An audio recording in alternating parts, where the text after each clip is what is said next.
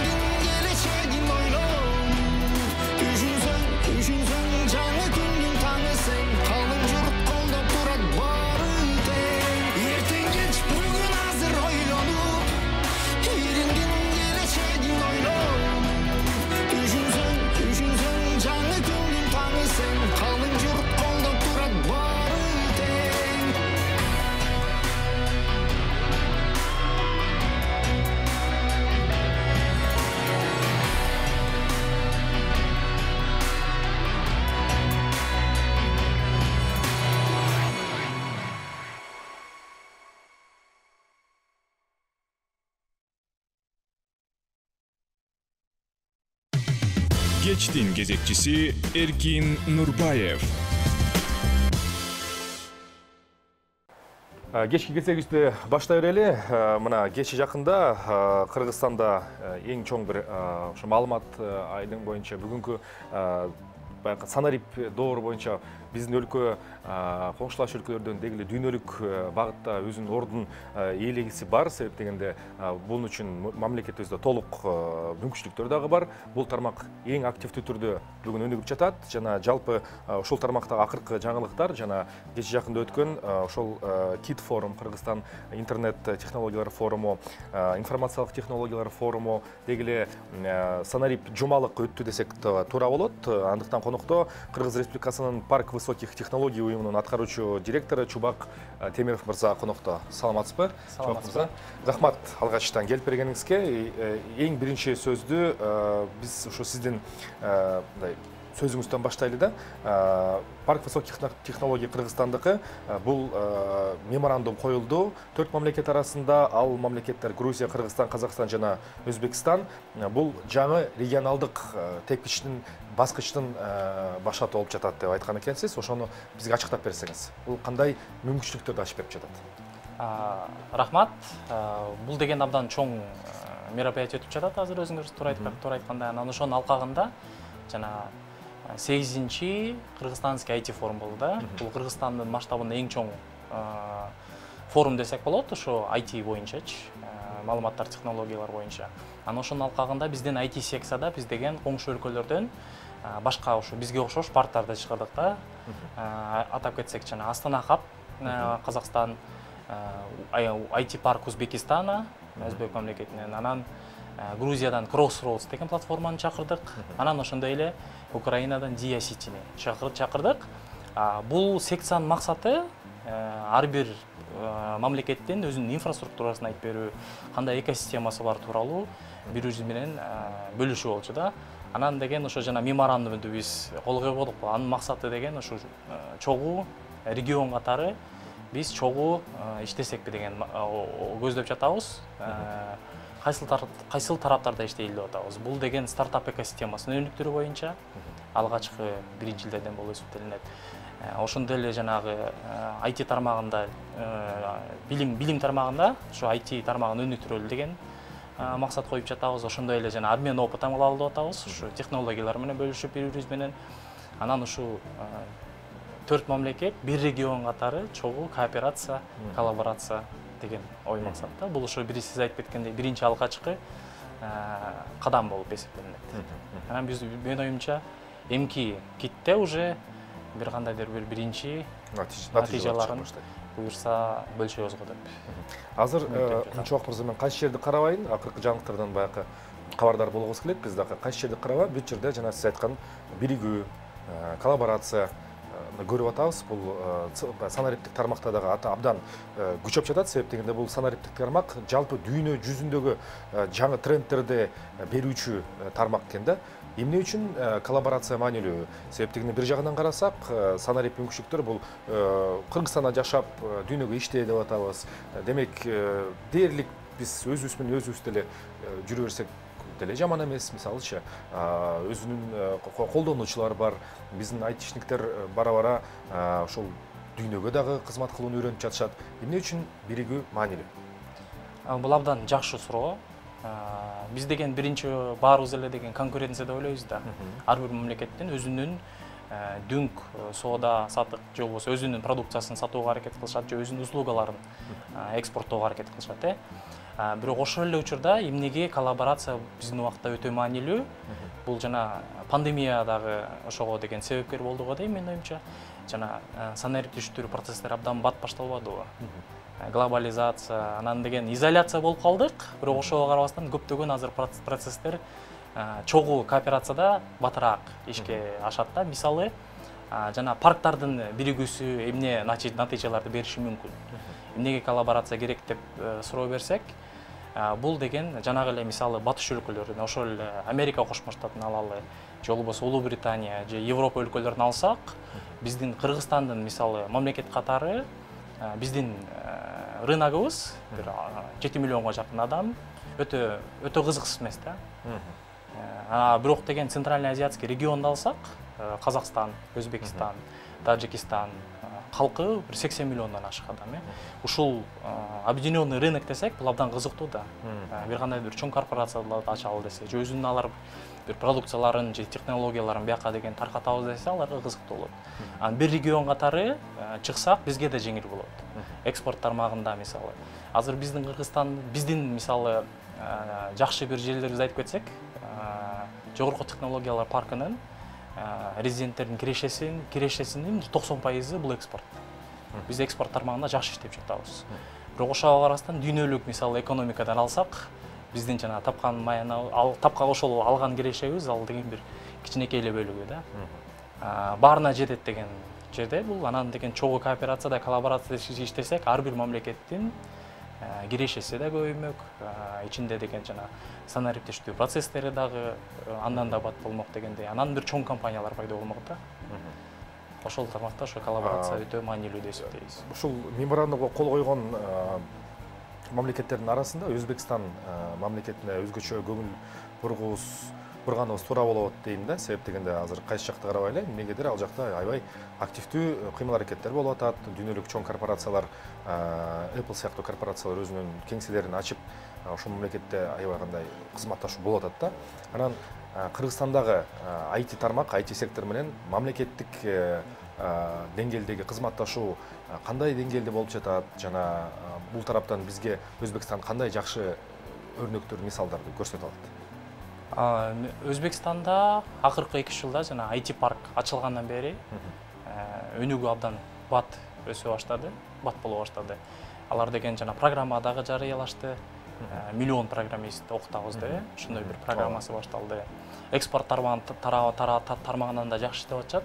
Алар мисалы менин маалыматым боюнча Нью-Йоркто өзүнүн представительствосын ачышты. Элчилигин ошо немедечи. Анан деген экспорт тармагында да жакшы иштеп атышат. Анан менин оюмча бул кайсы тармакта иштесек, мурунку доордо деген алар деген мындай жабык мамлекет болушту да көбүнчөсү. Анан азыр акырындан ошо рынок ачылып, анан деген абдан өнүгүү катуу башталды да. Жана IT парк ачылган менен анан региондордо да алар көптөгөн ушундай өзүнүн представительстволорун ачып салышты. Кандай кызык болушу мүмкүн бул Кыргызстанга? Биздин адистер аларга мисалы деген автоматташтыруу процесстеринде же болбосо жана аутстаф деген тармактарда иштегенге кызыктуу да. Бизге өзбек рыногу кызык. Аларда деген дагы эле деген мисалы көп процесстерде автоматизация жагынан деген жумуштар бар. Биздин резиденттерге ошо Өзбекстандын рыногуна чыгыш кызыктуу. Өзбек биздин коңшу мамлекетине менин оюмча эмнеси кызык болушу мүмкүн Кыргызстандын бул деген биздин кадровый потенциалыбыз. Биздин адистер аз болсо дагы ошол акыркы 10 жылдан бери экспортко иштеп, дүйнөлүк чоң компанияларга, чоң стартаптарга иштеп, жакшы тажрыйба топтошкон да.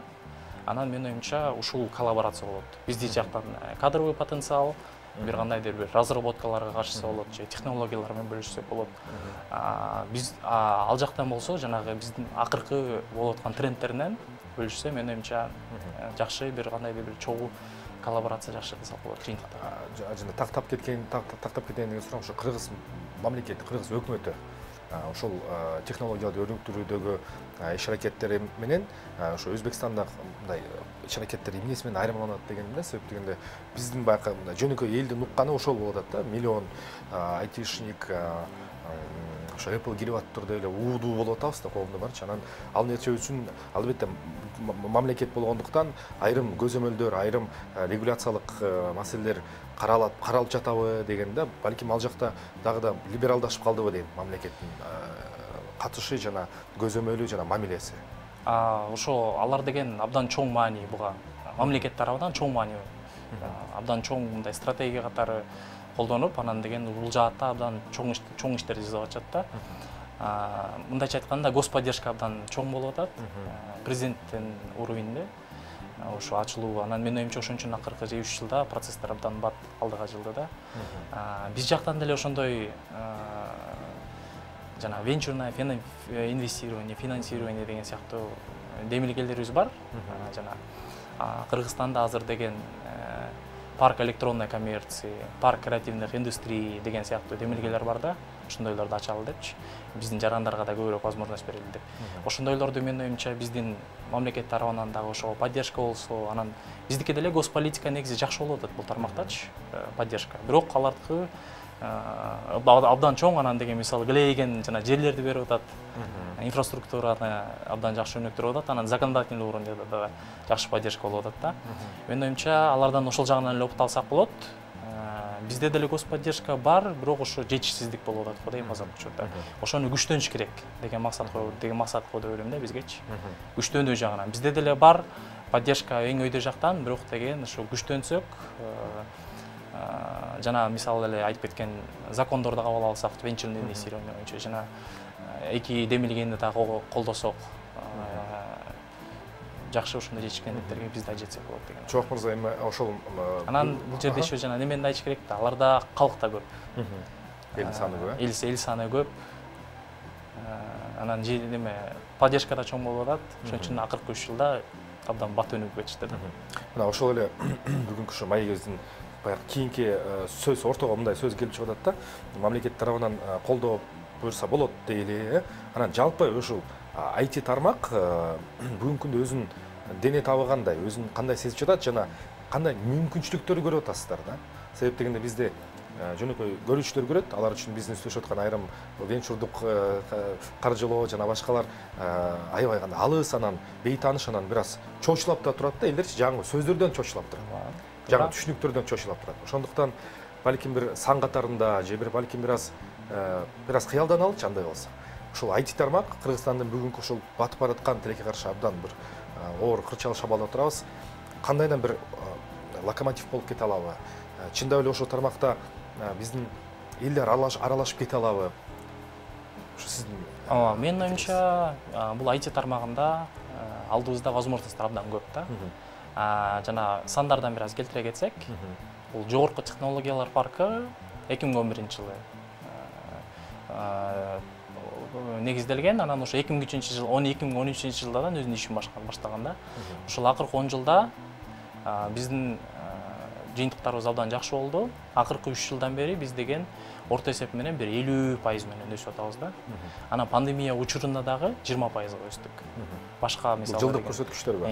Традиционный мисалы экономикада деген көп бизнестер деген чабуу болуп, жабылып атып атканда, бизде деле IT тармак кыйналды, бирок ошого карабастан регресс болбой, прогресс болуп 20% өсүү болду да. Мисалы 19-жылга салыштырмалуучу.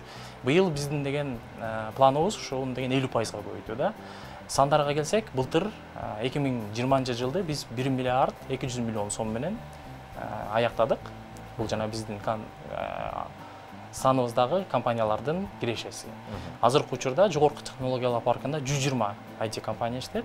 Анчана кыялданып кетели десек, биздин ушу аз программистибиз, бизде азыр бир 1000дей программист иштейт да. Ушу компаниялардын ичиндечи. Анан ошолор 30тан ашык мамлекетке экспорт жасашат. Анан ошонун таң калыштуусу 35% бул Америка Кошмо Штатына кетет да. Кыргызстандыктар ушу Кыргызстандан эле өзүнүн программаларын, өзүнүн услугаларын жана Америка Кошмо Штаттарына биринчи орунда, ошондой эле биздин коңшу Казакстанга, Россияга, Улуу Британия, Япония өлкөлөрүнө экспорт жасашат да. Жана жакшы бир жаңылыктардан айтып кетсек, акыркы учурда жана биздин анимация деген тармагы да бар да. Өзүбүздүн жана биздин кээ бир креативдүү адамдарыбыз жана YouTube аркылуу деген жазап контентти, анан деген балдарга да, андан кийин монетизация кылып атышпайбы? Жакында эле ушу Центральный Азияда биринчи болуп биздин бир резидент компаниябыз бриллиантовый кнопка алды да. Бриллиант кнопкасы бул деген биринчи Центральный Азияда, бул 10 миллион подписчик үчүн берет. Жакында эле келип кетти сиздин кнопкасы. Ошо менин оюмча бул дагы абдан жакшы бир жыйынтыктардын бири десек болот да. Анан алдыда деген кандай немелер деп айтып атпайсызбы? Кандай возможностьтор бар депчи ушу IT тармагында. Бул деген ошо экспорт боюнча эле иштей берүү, көбүрөөк мамлекет, көбүрөөк услуга, көбүрөөк программист, кадровый потенциал, ушу билимге көбүрөөк басым жасашыбыз керек. Биздин план боюнча мисалы жакынкы арада ушу 2024-жылга чейин 10 000 адис өстүрүү деген план турат. 2030-жылы 50 000 программист. Бул деген программист жана кирешеге өтө влиять этет да. Канча көп программист адисиң бар болсо, ошончолук мамлекетке киреше көп болот дейт да. Анан ошондой эле бул бир жагы да кадровый потенциал, адистерди өстүрүү. Экинчи жагынан стартап экосистемасын өстүрүш керек да. Азыр өзүңөр байкап жатат болсоңор керек, акыркы 2-3 жылда ушул бул тармакта да жакшы өзгөрүүлөр бар. Биздин кээ бир стартаптар жакшы бир белгилүү жанагы ар кандай бир акселерацияларга өтүп атышат. Жакында эле биздин бир стартап деген жана Antler Global деген Сингапурда мындай белгилүү стартап бар да. Акселерация бар. Ошол жакка мисалы биздин жана Динара Руслан өзүнүн проекти менен өттү ошака. Анан дагы бир 2-3 проект бар, Upbox деген мисалы $1 миллион алды. Ошол эле акселерациядан алардын өзүнүн деген инвесторлору Силиконовый долинадан. Анан менин оюмча бул жакшы баштапкы этаптар. Анан деген стартап экосистеманы кантип өнүктүрүшүбүз керек. Жанагындай көптөгөн хакатондорду, инкубация, акселерация деген программаларды көбүрөөк биз Кыргызстанда мындай жасашыбыз керек да. Бул деген стартаптар кандай пайда болот? Жөн эле туруп пайда болуп калбайт да. Мектептен башташ керек. Мектептен мисалы деген бир кандайдыр бир мини инкубационный программалар бар болсо, мектептердин арасында бизде жанагы прогрессивдүү жаш балдар бар да. Анан деген алар өзүнүн оюн бир ойлор бар да, ошолорду деген реализация кылыш үчүн бир кандайдыр конкурс кылыш керек. Же болбосо бир хакатон кылыш керек. Анан бир кандайдыр приздерди берип коюш керек. Анан алар деген ошондой бир утса, бирдемени бир конкурска катышса, ойлойт да, мен туура багытта баратам. Жана предпринимательство деген адамдын ичинде пайда боло баштайт. Анан деген университетте, анан уже бир кандайдыр биринчи акселерационный программалар, анан инкубационный программалар башталат. Көп жолу ката кетиргенден кийин анан ошондой бир стартап пайда болот. Башка өлкөлөргө өзүнүн продукциясын сата алган. Же болбосо биздин кыялыбыз бир ушу акыркы келе жаткан бир 5 жылда бир единорог чыгаруу да. Unicorn деп коет го мисалы. Ал деген бүт дүйнө жүзүнө өзүнүн продуктун сата алган жанагындай. Белоруссияда ошондой компаниялар пайда болду. Көп эле мамлекетте да пайда болуп атат. Ошо Кыргызстанда да бир unicorn, бир единорог чыкса деген кыялданып турабыз да. Эң сонун Чубак мырза, азыр бизде жарнамалык блок болсун, андан соң мен телекөрүүчүлөргө дагы бир жолу эскертип айтып кетейин. Ушул күндөрү мына бир жума аралыгында биздин мамлекетке чоң дүйнөлүк айта кетели Facebook компаниясынан, TikTok компанияларынан меймандар келип, айрымдар келбесе дагы ушул онлайн формат аркылуу азыркы мүмкүнчүлүктөрдү колдонуп, Кыргызстанда көзгө көрүнүп, азырынча мындай дааналап көрүнбөсө дагы жер астында өтө чоң кыймылдар. Бул кыймыл албетте IT тармагында болуп жатат. Ошондуктан биз менен бирге болуңуздар. Жарнама, андан соң кайтып келебиз майке. Кечтин кезекчиси Эркин Нурбаев. Жогорку технологиялар паркы тууралуу айрымдары уккан, балким кээ уга элек. Бул жогорку технологиялар паркынын өкүлү Чубак Темиров, өкүлү аткаруучу директор кечирим сурайм, Чубак Темиров мырза менен конокто отурабыз. Азыр эле биз Чубак мырза сиз менен сүйлөшүп элек. Ошо жогорку технологиялар паркы эмне иш кылат дегенде, чындыгында эл арасында ар кандай түшүнүктөр болот экен да. Айрымдар айтып атат. Жакшы көрөм да ошо мисалы бир. Ошол тууралуу айтып берсеңиз кенерээк. Анан чынында жана негизги иш багытыңыздар кандай? Андан сырткаркы кылып аткан ошол жумалык, апталыкка кандай жетишип атасыздар дегеним да. Бул абдан жакшы суроо. Анан мен дагы ушул суроону бергенди жакшы көрөм да. Бир кандайдыр бир форумдар болуп калганда, анан деген жогорку технологиялар паркы жөнүндө бир презентация кылганда, мен биринчи алгачкы суроолордон биринчи болот да. Студенттерден, же болбосо биздин предпринимательден жогорку технологиялар паркы силерге эмне десең, ар бирөөнүн жообу ар кандай да. Бирөө айтат силер деген стартаптарга жардам бересиңер дейт. Бирөө сиз деген силер экосистеманы развивать этесиңер дейт. Анан ошондой ар кандай пикирлер бар да. Негизинен бул жогорку технологиялар паркы биринчиден бул атайын салык режими. Ушул жогорку технологиялар паркы жөнүндө атайын закон кабыл алынган. 2011-жылы мыйзам кабыл алынган.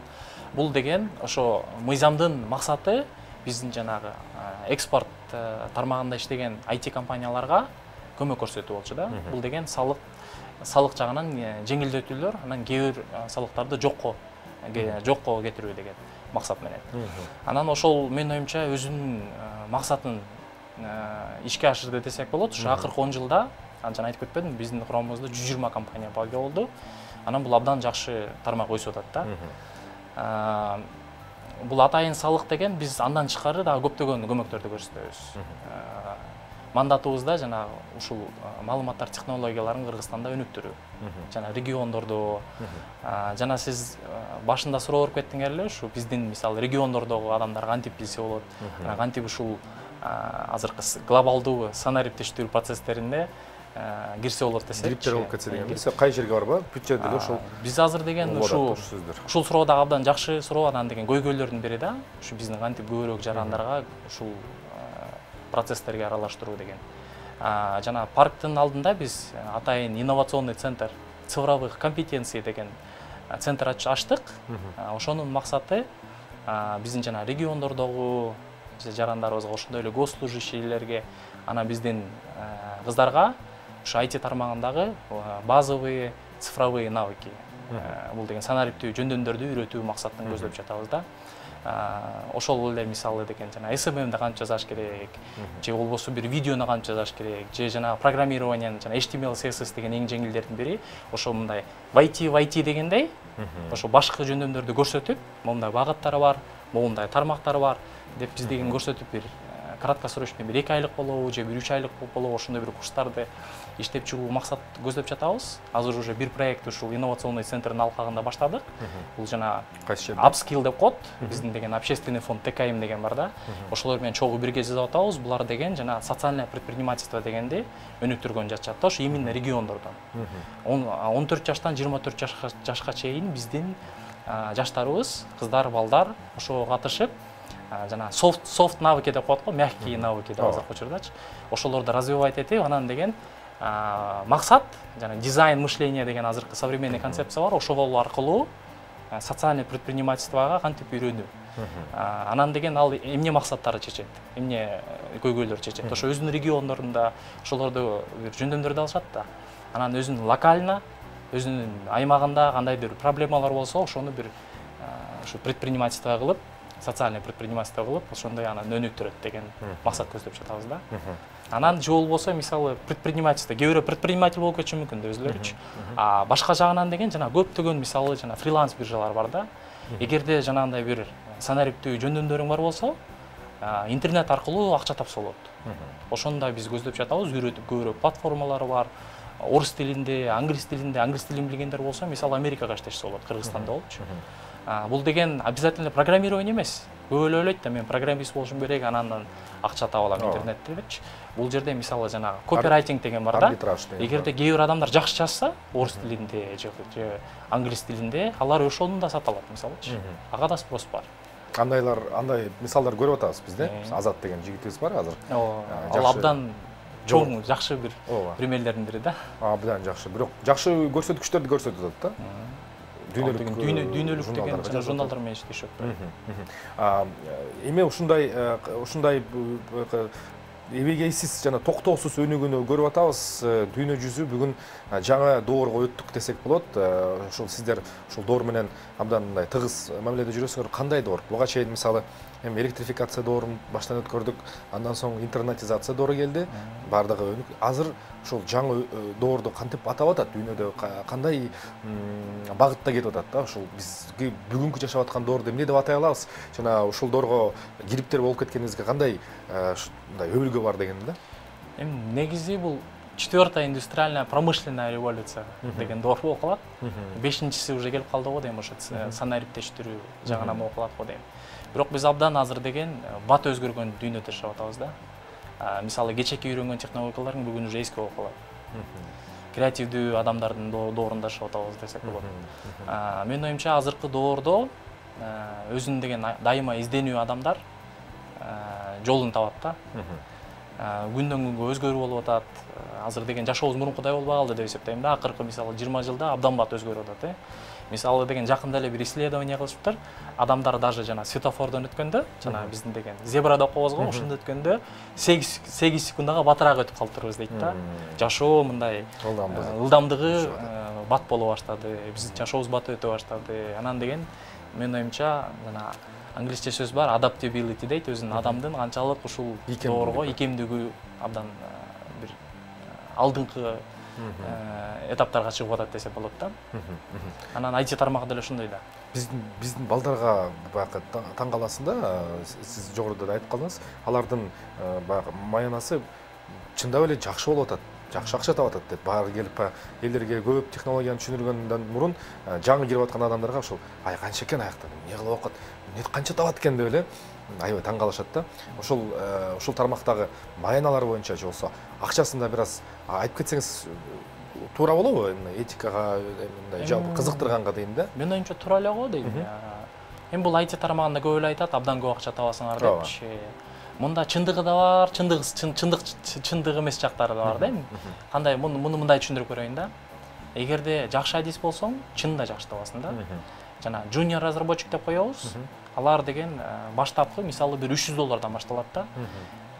Көбү деген биздики жана курстарды бүтүп, анан деген ошо junior специалист катары жарабай калып атышат. Опыт жетпей атат, же болбосо проекттери жаза элек. Негизи маяналары негизи жакшы. $300 баштапкы этап башталса, бат эле жакшы өзүнүн жөндөмдөрүн көрсөтсө, бир жакшы проекттерге иштесе 500дөн ашып кете берет да. Анан деген мисалы да жана неме деген да тармак бар. Жакшы уккан болушуңар керек.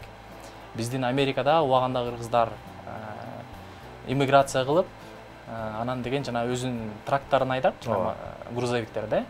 Грузовиктерде айдап, анан деген өзүнүн кээ бирөө өзүнүн траковый компанияларын ачыптыр да. Алгачкыларычы, биринчилери. Анан ошолор деген азыр Кыргызстандан биякта диспетчерский офистерди ача баштаптыр да. Анан ошо диспетчерский офистердин деген максаты бул жана ошо Америкадагы жүргөн трактордун бүт логистикасын башкарат экен да Кыргызстанданчы.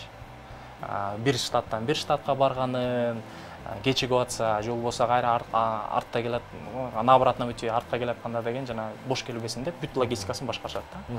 Ошол тармакта мисалы деген маяналары дагы $500 дөйдө башталат. Жакшы адистери орто эсеп менен $1,500 табышат экен. Жана опытный деп коебуз го, опытный диспетчерлер $2,000 дөйдө $4-5,000 чейин тапкандар бар экен мисалычы. Бул IT тармагында деле ошондой. Бул жерде деген канчалык көп табуу деген суроо эмес, ошол акчаны табыш үчүн мен эмне кадамдар жасашым керек деген туура суроо берүү менимче туурараак болот го дейм да. Эгерде жанагындай программаларын жакшы үйрөнүп, программирование болсо программированиядан, же болбосо диспетчер болсом десең диспетчер, анимация болсо анимация тармагында үйрөнүп, ошол тармакта адис болуп, анан иштесе маяналары өтө жакшы. Эми ошону көп баягы эмнеге сураганым, элдердеги түшүнүк жана биринчи ошо аң сезимине кирип кетүү биринчи ошо акчадан башталат деген да. Бирок балким бул деген жакшы стимул, Момдай деп айтсаң анан көздөрү жанып, калганын биздин балдардын бир өзгөчөлүгү абдан адаптивный. Муну баягы көбүлөр көчмөндүк кыялга дагы, көчмөндүк маданиятка дагы бекитип коюшат да, аябай ийкемдүү жаңы шарттарга тез көнгөн деп. Буюрса бул тармакта эме жылыш бар. Анан ошол сиз өткөрүп жаткан ошо форумдардын алкагында дүйнөлүк Facebook, TikTok компанияларынын өкүлдөрү бар экен. Мен андан баягы бир катар сыймыктануу менен да кабыл алдым. Ошол дүйнөлүк компаниялардын бүгүнкү күндө Кыргызстанга окшогон ошол советтик доордон эми мына алыстап, эми дүйнөлүк багытка кошулуп жаткан биз сыяктуу мамлекеттерге мамилеси кандай экен? Алар мындай бир чети бизде көнүп калбадыкпы? Инвестор келсе чочулатып ийдик инвесторлорду депчи. Бирок бул глобалдык компаниялар, алар керек болсо дүйнөлүк деле саясатты жасап коюп атышат. Бизге болгон мамилеси тууралуу айтып бере аласызбы? Кандай шарттар менен катышууга макул болушту мисалы? Жана эмне сөздөрдү айтышты? Эми бул деген жана имидж деген абдан жакшы да. Биздин деген программисттердин деңгээли өтө чоң да. Жакшы. Компанияларыбызды көрүп атат. Анан деген отзывдар абдан жакшы десек болот да. Кыргызстанга алар деген көбүнчөсү деген бизден кеткен адамдар. Жана мисалы Валерий Зубанов мурун бизде иштеп кеткен, биздин жараныбыз болчу. Касперскийде иштеп атат. Көбү ошо мурун деген Кыргызстанда жашап кеткен жарандарыбыз да. Анан азыр кайра Кыргызстанга келип, өзүнүн ошо чоң дүйнөлүк компанияларга иштеп, өзүнүн тажрыйбасы менен бөлүшүп, кандай алдыбызда возможностьтор бар жөнүндө бөлүшүп айтып берип атышат да. Жана Кыргызстанга келбеген деле конокторубуз биздин Кыргызстан жөнүндө абдан позитивдүү ойлонушат. Анткени үчүн деген мисалы биз быйыл эле ошо 2021-жылы жана Канеккижи Америка Кошмо Штатына деген биринчи онлайн экспо өткөргөнбүз. Анан алар абдан таң калышкан да. Ошо Кыргызстанда мен ушундай программисттердин деңгээли ушундай өйдө экенин билген эмесмин. Ушундай компаниялар бар экенин, анан ушундай ресурстар бар экенин билген эмеспиз дейт да. Көп эле бизди ойлойт. Булар баягы эле кочевниктер болуш керек депчи. Бирок биздин азыр максатыбыз ошо биз деген ушул конференциялар менен, форумдар менен Биз деген мындай концепцияны мындай дүйнө жүзүнө таркаталы деген ой бар да, цифровой кочевник дегенчи. Биз деген бизде абдан кооз мамлекетибиз бар. Ошол жак Кыргызстанга келип, анан технологиялар менен колдонуп, биздин адистер менен иштесеңер болот деген. Кыргызстанда жашап да иштесеңер. Кыргызстанда жашап, дүйнө жүзүндө иштери. Анан бул жердин жакшы жери дагы бар да, мисалы, жана биздин атайын бир виза, цифровой кочевник деген виза да бар да. Бул деген жана дүйнө жүзүндө жүргөн жана кыйын адистер, алар деген программисттер бир жерге байланган эмес да. Ооба. Алар деген 3 ай бир жерде жашап, жарым жыл башка жакта жашап жүрө бергенге болот да. Анан биз ошол максатыбыз ошолорду тарталы деген ой бар да. Бизде да инфраструктура бар, анан Кыргызстанга келсеңер, Кыргызстанда жашасаңар деген максат. Мисалы деген бир адист алып коелу, Америкадан деп коелу. Бир программист келди Кыргызстангачы. Кышында лыжага барат, жайында көлгө түшөт дегендей бир жарым жыл жүрсө, ал деген жөн эле жүрө бербейт да. Ал деген бияктагы инфраструктура менен таанышат, бияктагы эл менен таанышат, каада салт менен. Анан биздин жана стартаптар менен баарлашат. Аларга бир идеяларды айтышы мүмкүн, бир инвесторлорго чыгарышы мүмкүн. Анан өзү эле ошо айтып берген эле бизге абдан чоң неме да. Ошондой адамдар көп болсо, башка дүйнө жүзүнө, өзүнүн өлкөлөрүнө кайтып келгенде алар айтып берет. Ошондо Кыргызстанда сонун үлгү бар экен. Кара немеси жаратылышы кооз экен, бирок ошондой эле жакшы компаниялар бар экен, стартаптар бар экен дегендейчи. Анан биздин адистер да көп кетпей калат эле да, инфраструктура Кыргызстанда болсочу. Алардын жакшы жери ошо Кыргызстанга эмне пайдасы? Алар башка өлкөгө иштеп, акчаларды башка жерден алып, бирок Кыргызстанда сарпташат да. Ошондой максаттар бар да. Ошондой жаңы экономика пайда болот дегендей. Чубак мырза, чоң рахмат сизге. Анда болсо абдан чоң иштерди кылып жатыпсыздар. Жыйынтыгы чыгып атат, бүгүн акыркы күн дедиңиз, бүгүн. Ооба, бүгүн ошо форумдан акыркы күнү жана меморандум болду. Жана ошондой эле деген менин оюмча жакын арада биз деген итогдорун чыгарабыз. Канча киши катышты, да кандай бир балким долбоорлор болду жана мисалы меморандумдар болобу, же болбосо бир сотрудничестволор же ушундайлар болсо, партнерстволор, эмки жумаларды буюрса чыгарабыз. Анда биз сиздерди дагы бир жолу ошо маалыматтык жактан колдоого даярбыз. Ишиңизде ийгилик болсун. Конокто Кыргыз Республикасынын Жогорку технологиялар паркынын парк уюмунун аткаруучу мүдүрү Чубак Темиров болду. Биз жалпысынан Кыргызстандагы IT тармагынын бүгүнкү күндөмү тууралуу сүйлөштүк. Буюрса, жакшы жаңылыктарыбыз абдан көп экен. Бул тармакты окуйлу, изилдейли, кызыгалы, коркпойлу эң негизгиси, анан алгалай берели. Биз эфирде ошол IT тармагына эң жакын болгон, орусча айтканда воображение, кыргызча кандай которсок, кыялкечтик же мындай элестетүү жөндөмдөрү кантип иштейт, бул механизмдер кандай ишке ашат, ошол тууралуу көрүп коюңуздар. Бул дагы нерсе абдан маанилүү.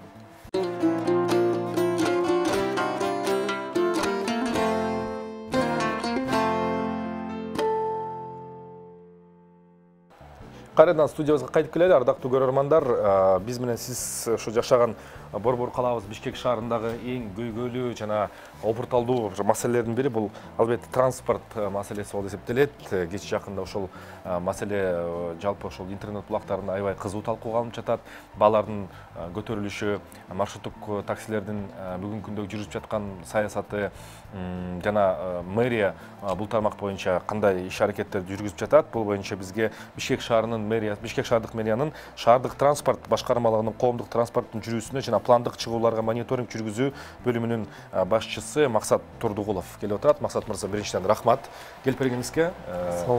Саламатчылык, муниципалдык жана мамлекеттик кызматтардын ушундай массалык маалымат каражаттарына келип, ачык айкындуулук принципин карманып, маалыматтар менен бөлүштүрүү бизди абдан сүйүнтөт жана бул туура деп ойлойм негизинен. Анан биринчи эле ошол көтөрө турган маселе, кечээ жакында ушул элдин оозундагы маселелерди ортого салайын.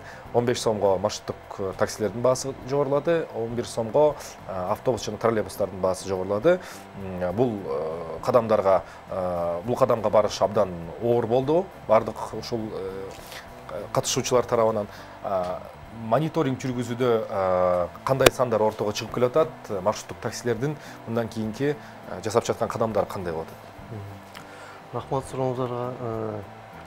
Биринчиден бүгүнкү күндө жумушка линияга күнүгө 87 биздин муниципалдык автобустарыбыз чыгып атат. 130 муниципалдык троллейбустар чыгып атат. 93 жеке менчик автобустар чыгып атат.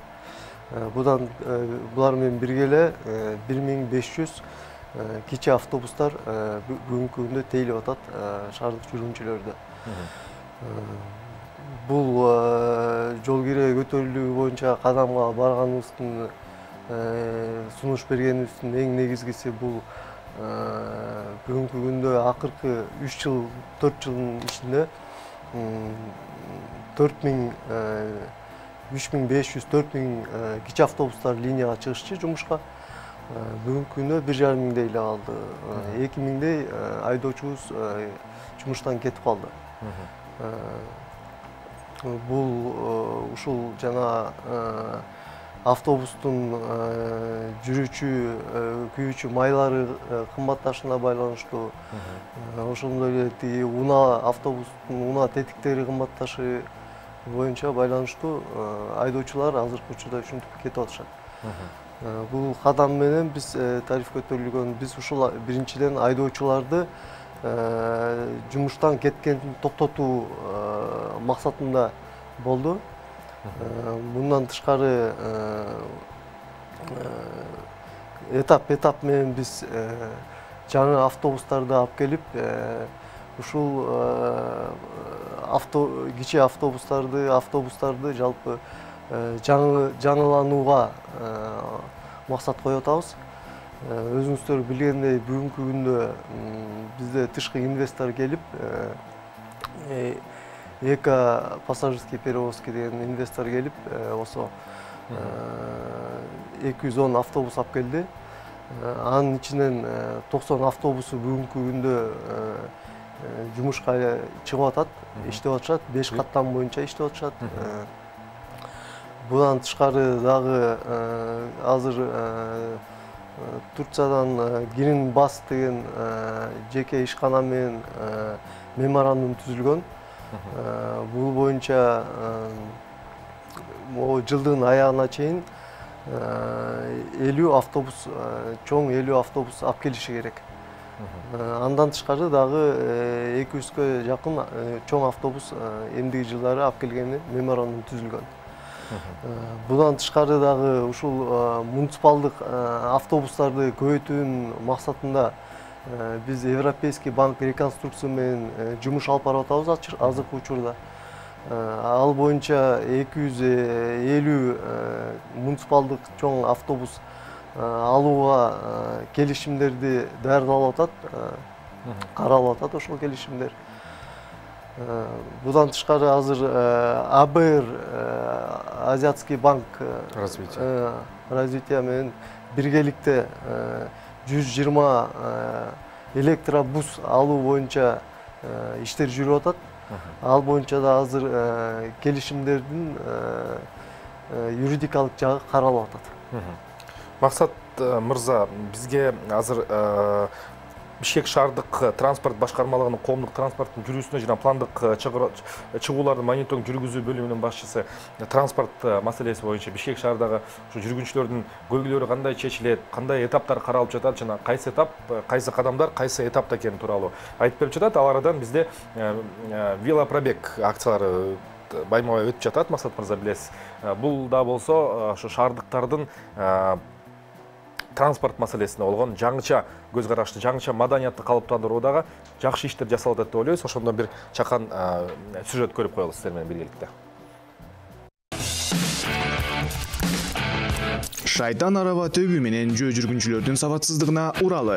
Ушул уран менен Бишкектин шайтан арабачылары өткөн жекшембиде 18 апрелде чогулушту. Шайтан араба жүрүштүн максаты жөө жүргүнчүлөргө шайтан араба жолдору шайтан арабачыларга таандык экендигин түшүндүрүү. Мэрия бизге жолдорду куруп берди. Бир жагынан алар ыңгайсыз. Бирок экинчи жагынан шайтан арабачылар аларды баары бир колдонушат. Жөө жүргүнчүлөрдүн көңүлүн буруп, алар да көңүл бурушун деп айткыбыз келет. Шайтан араба тээп жүргөндөр бар экендигин, аны унаа каражаты катары колдонорубузду айткыбыз келет. Шайтан араба жана жөө жүргүнчүлөрдүн жолдорубузда өз ара урматтоону каалайм. Взаимоуважение на наших велопешеходных дорожках. Мен 4 жашымдан бери шайтан араба тээп жүрөм. Башында мага жарыш болот деп айтканда, бул мелдеш деп ойлогом. Жолдо келе жатып, атам мага бул жөө жүргүнчүлөрдү шайтан араба жолунда жүрбөөгө үйрөтүү максатында жасалган иш аракет деп айтты. Мен катышууну чечтим. Ходов не ходить по велодорожке. Все равно давно решил поучаствовать. У нас очень мало велодорожек. Шаарда шайтан араба тебүүчүлөрүнө жолдор өтө эле аз. Шайтан арабачылар көп. Кээ бир адамдар коомдук транспортту жактырышпайт. Кээ бирөөлөр шайтан араба менен жүргөндү жакшы көрүшөт. Ал тургай бизде бар шайтан араба жолдору тротуарларда тартылган. Бул шайтан арабачылар үчүн экендигин түшүнбөгөн жөө жүргүнчүлөр көп. Пешеходов, которые не понимают, что это для велосипедистов. Биринчиден, шайтан арабалар унаа сыяктуу зыяндуу газдарды бөлбөйт. Газов, как машины. Экинчиден, спорт менен машыгуу керек.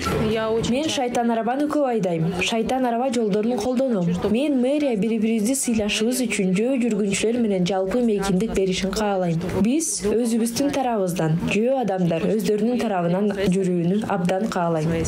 Ну, на самом деле, если было бы справедливо, конечно. Чындыгында жолдун четине темир же бетон тосмолору бар трассага шайтан араба жолдорун көрүү адилеттүү болмок. Бизге шайтан арабачыларга бүт шаар боюнча жүрүү абдан ыңгайлуу болмок. Велосипедист, он как...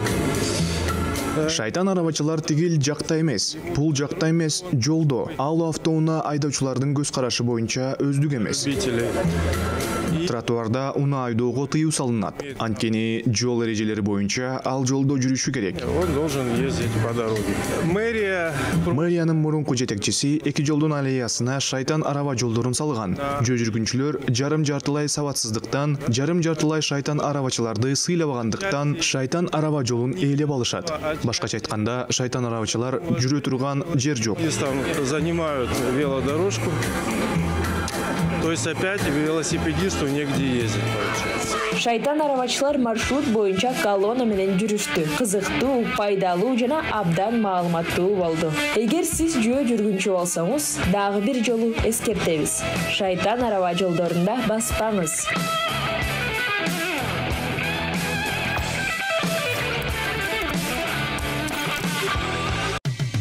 Кечтин кезекчиси Эркин Нурбаев.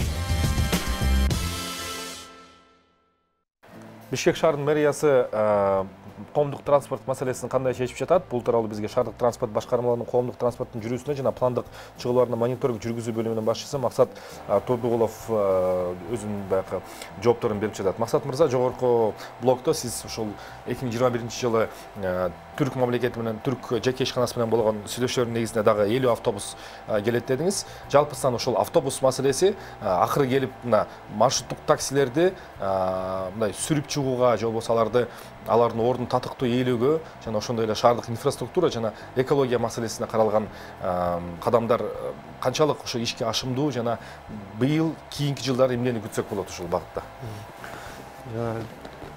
Биринчиден жана айтып кеткендей, бул жылдын аягына чейин түрктөр менен түзүлгөн меморандум боюнча 50 чоң автобус келет.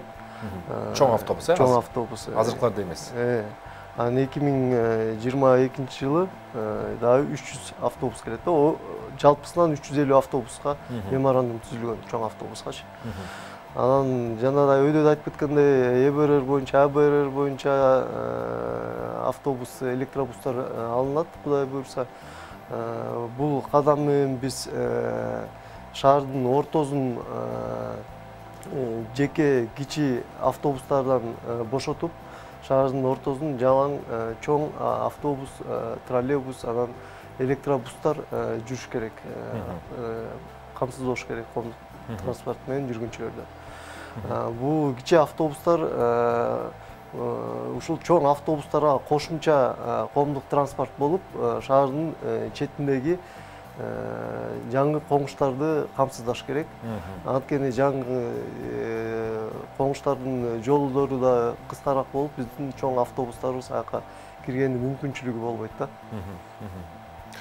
Айтайын деген ошо биздин билгибиз келгени ушул маршруткаларды айланпа жолдорго тегерете жаңы конуштарга кетсе, шаардын борборунда негизги бөлүгүндө автобустар көбөйөт. Анан шаардын тургундарынын эсеби жана ошолорду камсыздай ала турган коомдук транспорттун ушу салыштырмалуу сандарын айтып кете аласызбы? Канткенде канча болгондо мындай толук коопсуздуктагы анан элдердин суроо талабы да камсыздалат да. Биз бүгүнкү күндө 1500 чоң автобустар бизге керек шаарды камсыздоого чоң автобустар менен. Ошого байланыштуу биз ушундай тышкы инвесторларды чакырып автобус алып келүү боюнча аракеттерди жүргүзүп атабыз. Ал эми ушул жеке унаалардын шаардагы өзүнүн баягы саны, сапаты боюнча сиздерде кандайдыр бир мындай иштер жасалабы? Себеп дегенде биз ойлойбуз да, ушул эл деле ойлоп түшүнгөнгө аракет кылып атат. Ушу жеке транспорттан ушул коомдук транспорт ыңгайлуураакпы депчи. Ушул тармакта кандай ойлойсуз? Негизи реалдуубу ушул туруп калган түшүнүктү кайрып кетүү, жаңы багытка салуу? Кандай деп ойлойсуз? Ушул жана өйдө айтып кеткендин баары тең ушул багытка салуу боюнча биздин кылган кадамдарыбыз эң негизгиси ушул шаардын центр көчөлөрүн чоң автобус, троллейбус, электробус менен камсыз кылуу, кичи автобустардын шаардын тышына жаңы коңуштарга жүргүзүүгө азыр оптимизация жүрүп, маршруттардын тизме чиймелери чийилип даяр да бүгүнгү. Азыр ушу автобустардын келиштерин күтүп атабыз. Масат мырза, ошону менен катар айтсаңыз, ушу биздеги ушул коомдук транспорттагы эң көйгөйлүү маселе бул ушул баягы сапаттуу кызмат көрсөтүү болуп эсептелет да. Анан аны менен катар биз ошол акча төлөмдөрдү ачыкка чыкса деп мына Тулпар системасындагы киргизилди, бүгүнкү учурда иштеп атат. Ошол тармак боюнча айтып кетсеңиз, эл көнүп атабы? Чындыгында ошол ортого түшкөн акчалар ачык айкындуу болот бекен? Аны кайрадан ушу мэриянын ишин жакшыртууда өз салымын кошуп атабы? Ошол санариптештирүү боюнча кандай багыт, ушул багытта кандай өзгөрүүлөр болуп атат? Деги эле болуп атабы? Рахмат, жакшы суроо болду. Албетте, биз азыркы бүгүнкү күндө шаардык муниципалдык автобус, троллейбустарга электрондук билетирование киргизип, айдоочулар бүгүнкү күндө жана акчаны накталай колго албай, ушу электрондук түрдө жүргүнчүлөр төлөсө деген максатта жазып атабыз. Анткени ар бир жүргүнчүгө айдоочу сдача берип, акчасын алып, жолду караганды тоскоолдук киргизет да айдоочунун ишине. Ошондуктан ушул кадам жасалып атат. Бүгүнкү күндө бүттүк муниципалдык автобус, троллейбустарда валидаторлор коюлган. Жаңы келгендерге да коюлду, Жок, муниципалдык автобус, троллейбустарга бул биз государственный частный партнерство деп коет. Ошо боюнча биз инвестор менен келишим кол коюп, биринчи этапта бул ушул муниципалдык автобус менен троллейбустарга коюп чыгуу болчу. Азыр бүгүнкү күндө баары автобус менен троллейбустар камсыз болду бул система менен. Будан тышкары экинчи этап менен бул ушул жеке менчик автобустарга, анан кичи автобустарга бул коюлат да, бул системада киргизилет. Мындан тышкары ушу көрүүчүлөргө айтып кетет элем, Тулпар картасын алып, бизде Тулпар картасы Билайн мобилдик операторлордун офистеринде сатылат. Андан тышкары бизде Октябрьский, Свердловский, Ленинский райондук акимияттарда ичинде сервисный центрларыбыз бар Тулпардын. Ошол жерден биздин пенсионерлерибиз жеңилдетүү электрондук карточкасын алышса болот. Ошол карточка менен Тулпар менен бекер жүрүүгө болот биздин автобус, троллейбустарда муниципалдык. Мына жаңы окуу жылды козгой кетсек, мына 15-сентябрь башталып калды быйыл. Анан сиздер ушу мониторинг жүргүзгөн ушу бөлүм катары ушу кичинекей балдарыбыздын ушу көчөлөргө чыгып, байма-бай ушу маршруткаларга жана автобустарга отуруп атышат. Анан ушул тармакта биздин балдардын коопсуздугу жана алардын ушул транспорттагы болгон балдардын катышуусу, отуруусуна бир өзүнчө бир саясат жүргүзүп чыксак болобу, ушуну жаңыча караштырып чыксак болобу, жана кандай иштер жасалып атат да ушул багыт боюнча? Себеп деген эң негизгиси ата эне баласын кое бергенде коопсуздугун ойлойт экен да биринчи. Албетте 1 сентябрга карата биз айдоочуларды даярдайбыз, машина, автобусту унааларды акырын балдар деп жарнамаларын илдиребиз, инструктаж өткөзөбүз айдоочулар менен. Ушул окуучуларга жакшы мамиле карап, коопсуздугун карап айдоо үчүн. Дагы бир көйгөйлүү маселе бул ошол бул албетте бир аз саясий маселе болуп кетиши мүмкүн. Эгер сиз өзүңүзгө караңыз, ошол жеке маршруттук таксилер ошол 30 жылдан бери элдин талабы да ошол, бардык турмушубуз ошол болуп калды да, аябагында чырмалашып, анан көптөгөн адамдардын катышуусунда бир кайсы бир схемаларга айланып кеткен да. Жаңы автобустарды, жаңы ошо муниципалдык транспортто киргизүүдөгү кадамдар бул абдан жакшы кадамдар деп баалайбыз биз дагычы. Анан ушул тиги тараптан карама каршылык болуп атабы? Жана биз ошо эл күткөн ошо эртерээк ушу система киргизилип кетсе, көбүрөөк коомдук транспорт көчөлөрдө жүрсө деген иш аракеттерге канчалык тоскоол болуп атат жана негизи эле муну жеңип чыкса, эл үчүн деп жеңип чыкса болот бекен? Кандай деп ойлойсуз? Бул боюнча тоскоолдук жеке ишканалардан болбойт деп эсептейбиз. Анткени ушу жеке ишканалардын, транспорт ишканаларынын өздөрүнүн ассоциациялары бар. Ушу ассоциациянын председательдери өздөрү ушул кадамга барышты айтышат. Анткени кичи автобустар бул жана өйдө айтып кеткендей, бул негизги коомдук транспортко кошумча транспорт болуш керек да. Негизги чоң автобус, троллейбустар кире албаган жерге, шаардын бурчтарына барып, жүргүнчүлөрдү ташыш керек. Алар ошол чакырыкты, ошол концепцияны башкача ошол багытты канчалык туура деп кабыл алып атышат да? Ошол ассоциациялар. Биз ассоциациялар менен жолугуп түшүндүрүү иштери жүргүзгөндө алар ошол идеяны өздөрү бизге колдомо катары айтышат.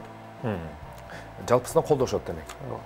Эми коомдук транспорттун жанакы тарифтери жогорулашы боюнча ошондон кийинки мындай эл сөз кылышат албетте, бул өтө көйгөйлүү маселе, бирок жалпысынан дүйнөлүк тенденцияны карасак, бул баалар дайыма эле негизи эле жогорулаган тарапка кетет да.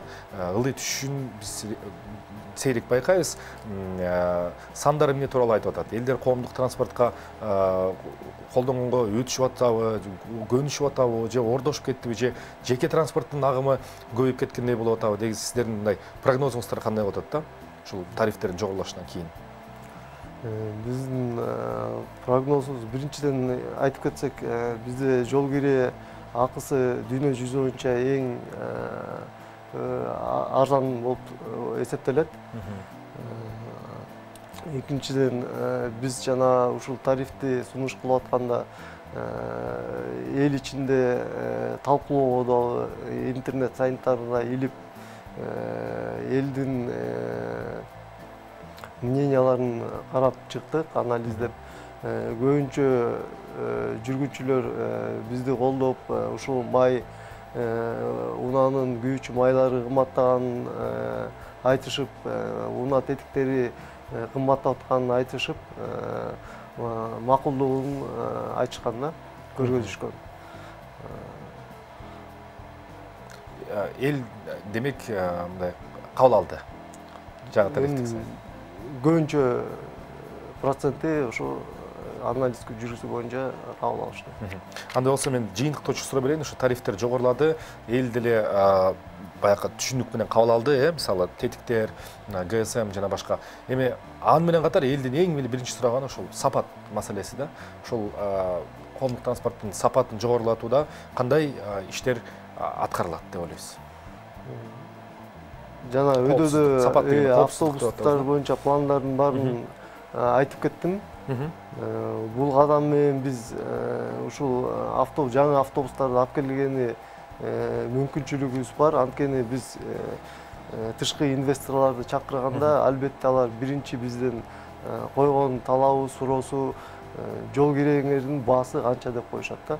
Ошого жараша булар өздөрүнүн пландарын түзүп, автобустун алып келеби, алып келбейби чечишет да. Бүгүнкү маалда азыркы убакытта жаңы кабыл алынган тарифтер менен биз ойлойбуз, албетте булар алып келүүгө даяр болушат. Түшүнүктүү.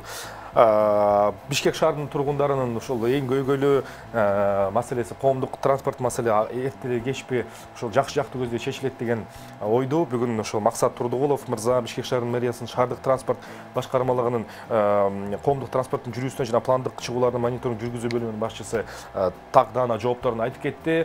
Ошол биз жогоруда ушу көнүп калган маршруттук таксилер коомдук транспортка жардамчы иретинде жаңы конуштарга башкача шаарттын сырткы айланпасы менен кыймыл жүргүзүүгө жана иш кылууга даярдыктарын билдиришти. Ал дагы албетте чоң муктаждык ал тарапта. Ал эми Бишкек шаарынын өзүндө борборунда быйылкы жылдын эсебинен жылдын аягына чейин 50 жаңы түрк ишканасынан автобустар келет. Андан соң коомдук транспортко болгон мамиле жана ошону ишке киргизүү иштери артка кайтпайт деген сөзүн жыйынтыктап коеюн сиздин сөзүңүздү резюмелеп. Чоң рахмат сизге, ишиңизге игилик болсун. Сизге да рахмат, көрүүчүлөргө да рахмат. Ардактуу көрүүчүлөр, бизде мына жогоруда билесиздер, мына велодорожка деп шайтан араб айдагандардын шарттарын, алардын иш аракеттерин көрдүк. Аны менен катар жөө жүрүү дагы Бишкек шаарында барган сайын жакшы мүмкүнчүлүктөр түзүлүп атат десек болот. Айтайын дегеним, жөө жүрүү, сууда сүзүү жана шайтан араба айдоо,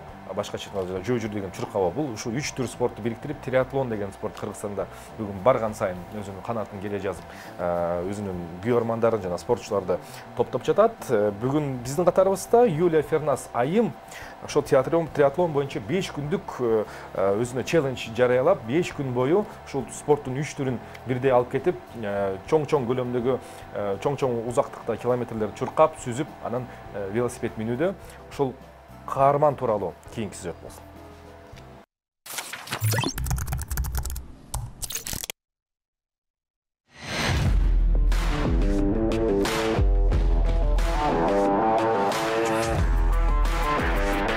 Мен кийинки челленджди баштайм деп айта албайм, анткени бул өзү менен өзү болуп кетет.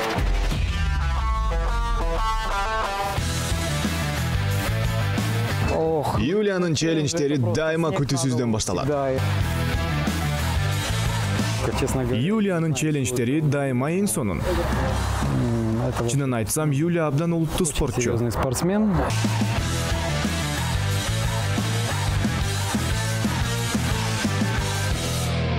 Салам достор. Бүгүн биз сиздерге темир адамдар жөнүндө айтып беребиз. Болушу мүмкүн эмес деген сөздөргө каршы туруп, спорттук максаттары бүтпөгөн инсандар жөнүндө. Бул спортчулар табиаттын кандай гана сыноолору болбосун, баардыгын жеңе алат.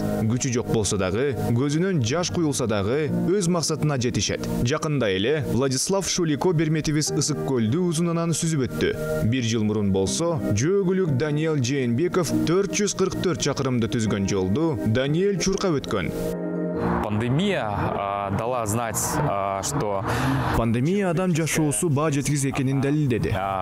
Бесценно в голове. Башыма ысык көлдүн айланасында чуркаш керек деген ой келди. Бежать вокруг скуля нужно. Мен финишке келериме аз гана адам үмүт кылышты. Единицы только могли просто надеяться на то, что я финиширую, и все. Старттын алдында Даниэль ангина болуп ооруп калды. Докторлор менен кеңешип, спортчу өзүнүн максатынан баш тарткан эмес. Күн сайын тоонун арасында Даниэль 90 чакырымдан чуркаган. Өткөн рекорд тууралуу спортчу көзүнө жаш алып эстейт.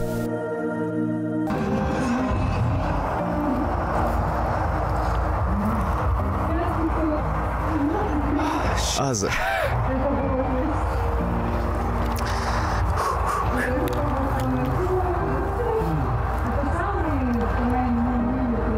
Башкы максат бир гана кайрымдуулук эмес. Ар бир адамдын аң сезимин оңдоп, жашоосун спорт менен толтурууну максат көздөйт. Жана ошондой эле биздин темир айым Юлия Фернас 7 областтан 7 айронменди өтүп, бүткүл өлкөнү шок кылган. Бул максатка жетиш үчүн Юлия көптөгөн татаал окуяларга кабылды. Бирок ошого карабастан, көпчүлүк ишенбесе дагы челленджди аягына чейин чыгарды. Андан бери 1 жыл өттү. Юлия кайрадан спорттук кийимдерин даярдап, жаңы челленджге аттанып жаткан учуру. Эми Юлия 10 айронменди аткарууга жолго чыкты. Бирок тилекке каршы 5 айронмен менен гана бүттү. Оор жаракат көйгөй жаратты. Бирок ошого карабастан Борбор Азияда болгон биринчи жетишкендик. В прошлом году Юля проходила семикратный по областям. Өткөн жылы Юля 7 аймакта 7 жолу өттү. Ал 8 күндүн ичинде 6 жарымда өткөн. Бул жолу биз 10 дистанцияны 10 күндө өткөндү чечтик. 24 сааттын ичинде калыбына келип, уктап, тамактаныш керек болчу. Бирок тилекке каршы 6-чы күнү Юлянын буту абдан шишип кетти. Бул жекшемби күндүн ысыгы ички органдарга таасир этип, анан буттарга жетти. Дарыгер улантууга тыюу салды. Ага карабастан биз абдан кубанычтабыз. Анткени Борбордук Азия өлкөлөрүндө жана мурдагы Советтер Союзу өлкөлөрүндө мындай жыйынтыкка эч ким жеткен эмес. Можно сказать, запретил нам продолжать, но мы очень довольны пятикратно, потому что среди стран СНГ и бывшего Советского Союза нет девушек, которые проходили хотя бы 3-4-кратные. Адинай Сейил багында спорт сүйүүчүлөрүнүн чогулушу болуп өттү. Коноктор спортчулардын басып өткөн жолу менен таанышып, Кыргызстандын керемет жерлеринен спортчулардын колу менен тартылган видеороликтерди көрүп отурушту. Жана ошондой эле Ironman Challenge'ди кантип өтүш кереги жөнүндө маалымат алышты. Биринчи эле суроо, өзүңүздү кандай сезип жатасыз? Азыр баары жакшы. Челленджди өтүп жатканда булчуңдарыма аябай күч келиптир. Ошондон улам өзүмө келиш аябай оор болду. Мне пришлось приходить в себя. Бутуңузга жаракат алдыңызбы? Ооба.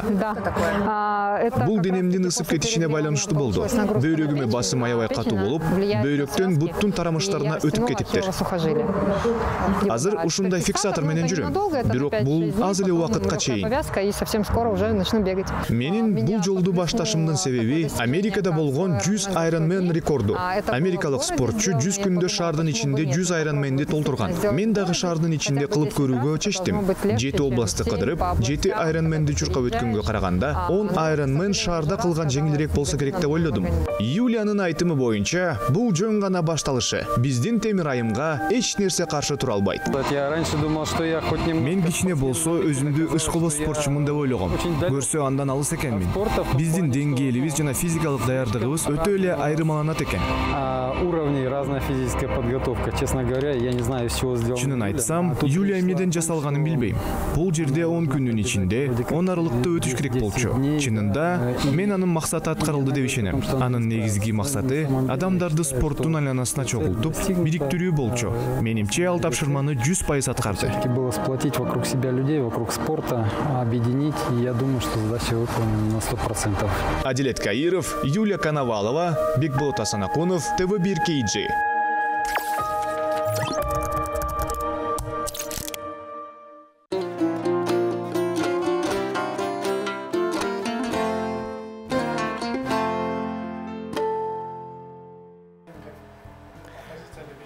Кайрадан студияга кайтып келелик.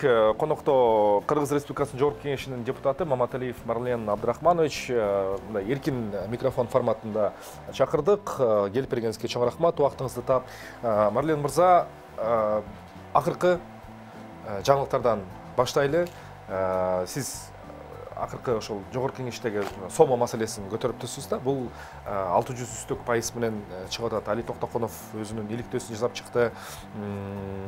Сиздин пикириңиз жана дагы ошол позицияңызды аныктап алсак да, элге баягы акча керек. Акыбалы оор, жалпысынан экономикалык. Анан ушундай уюмдарга кандай регуляция кылганда туура болот жана алардын ордуна дагы альтернативдик иш-чаралар жүргүзүш керек деп. Элге эл акчага муктаж, күнүмдүк 1000 сомго муктаж болуп атат да, сиздин оюңуз. Эми туура ошол бул маселе өзү негизи күнүмдүк элдин талабы болгон үчүн, эл жактан ушундай спрос сыяктуу болгон үчүн ушундай айрым уюмдар ачылып атат да. Мындай алар өзү сезип атат, эл кыйналып атканын, алар сезип атат, эл тез акча алганды муктаж болуп атканын сезип атышат да. Мисалы банкка барып алайын десеңиз, бир топ процедуралар бар да. Алар жерде залог маселеси бар, жана башка маселеси бар, жана андан сырткары паспортуң менен барасың, живой барышың керек.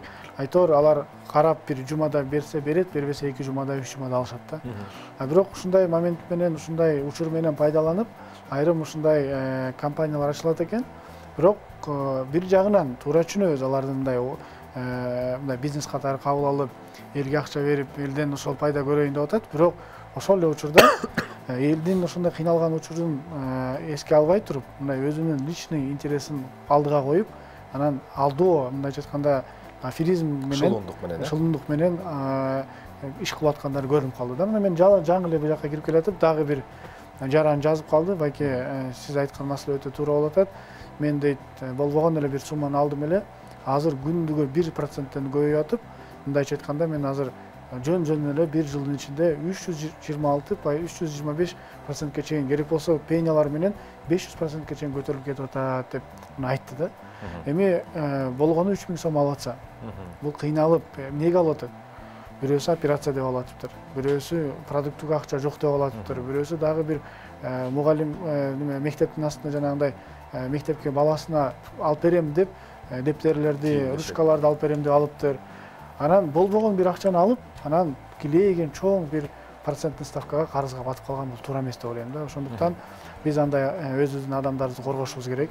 Биз аларды ушундай бизнес менен алектенбей деп айткан жокпуз, макул кылсын, бирок чектөө менен өзүнүн атайын белгиленген банк уруксат бере турган чектөөлөр менен гана кылыш керек да. Мына ошондо мен ойлойм туура болот. Жөн эле алдап адамдардын акчасын алып, анан кайра коркутуп түнү СМСтер келет экен, азыр түнкү саат 2-де, 3-те, 4-те келет экен коркутуу. Мага бир топ ошондойлордун баарын жиберди да. Анан эми мен ойлойм мындай нерсеге сөзсүз түрдө чекит коюшубуз керек. Адамдардын саны өтө көбөйүп баратат, кыйналгандардын саны. Анан жөн эле отуруп алып, аларды алдаганды дагы токтотушубуз керек деп эсептейм. Бул боюнча ошол өкмөткө поручение берилди, тапшырма берилди. Финнадзор менен жана ошондой эле Нацбанк буга чекит коет деп жакын кароолорду күтүп отурам. Барне мырза, мындай акчага байланыштуу маселелерди көтөргөндө бул кайсы бир деңгээлде биздин мамлекеттик жалпы конструкцияны эске алганда бул мындай жылаанын башына басылгандай эле кадамдар да. Мындай уюмдардын артында сөзсүз түрдө кайсы бир деңгээлдеги ар кайсы тепкичтеги колдоочулар дагы жок эмес деп мен ойлойм да. Анан мындай маселени ортого көтөрүп, алып чыгып, аягына чейин жеткирүүдө кадимки мындай өзүңүзгө кандай көрүнөт да мындай? Эми мен биринчи кезекте ошол депутат болуп келгенде деле элдин кызыкчылыгы деп келгем. Ошондуктан элдин кызыкчылыгы менен талашпасам, анда ал жерде депутат боло турган кереги жок да. Мына мен кече жакында атайын Центр по защите персональных данных деп коет, ошо кыргызчасын айта албайтам. Адамдардын укугун коргоо центрин ачыш керек деп бир топ трибунадан айтып, аягына чейин жетип аштырдым да. Ал деген сиздин уюмдук телефонуңузду каалаган киши ичинен окуп алсын, информациялар берилбесин, же болбосо паспортуңуздун данныйлары, ошол үйүңүздүн данныйлары эч кимге берилбесин, ар бир адамды укугу корголсун деген маселе туулган да. Ал жерде дагы бир топ мисалы органдар мындай каршылык чыгарган, же болбосо ОЗК болбосо дагы мындай коридорлордо айтып атышкан, эмне кыласың, эми тим эле койбосуң депчи. Жок, мен аягына чейин чыгардым. Бул жерде дагы мен аягына чыгарганга чейин аракет кылам. Мен негизи эле парламентте көтөргөн маселелердин баарын аягына чыгарганга аракет кылам да. Эми айттымбы, жасашың керек деген принципте турам. Бул жерде дагы ким болбосун, кандай болбосун, мен аягына чыгарганга аракет кылам. Барне мырза, айтсаңыз, мына адамдын жеке маалыматтык коопсуздук деп айталы. Ошол маалыматтык коопсуздук бүгүнкү күндө абдан чоң бир сокку алдында турат. Тилекке каршы жеке сүйлөшүүлөр ортого чыгып кетип атат. Ушундай саясий кадамдар жана саясий ыкмаларга сиздин көз карашыңыз кандай? Жана бул тууралуу мисалы эч ким гарантиясы жок да. Эртең сиз, кийинки күнү башка адам. Кантип сактанабыз? Канткенде өзүбүздүн иммунитетибизди сактай алабыз? Канткенде ушул маселени мындай раз или навсегда дегендей, мындай биротоло жеке турмуш бул кол тийгиз деген ушул адамдык укуктардын негизгисин кантип күрөшөм деп турасыз жана кантип ишке ашырсак болот? Мына ошол боюнча жана айтып кеткеним центр боюнча ошол центрде, ошол центрдин аталышы азыр кыргызчасы кантип туура болот экенин эстей албайтам, бирок ушул адамдарды коргоо центрин атайын ачуу маселесин көтөрүп, ошол центр ачылды.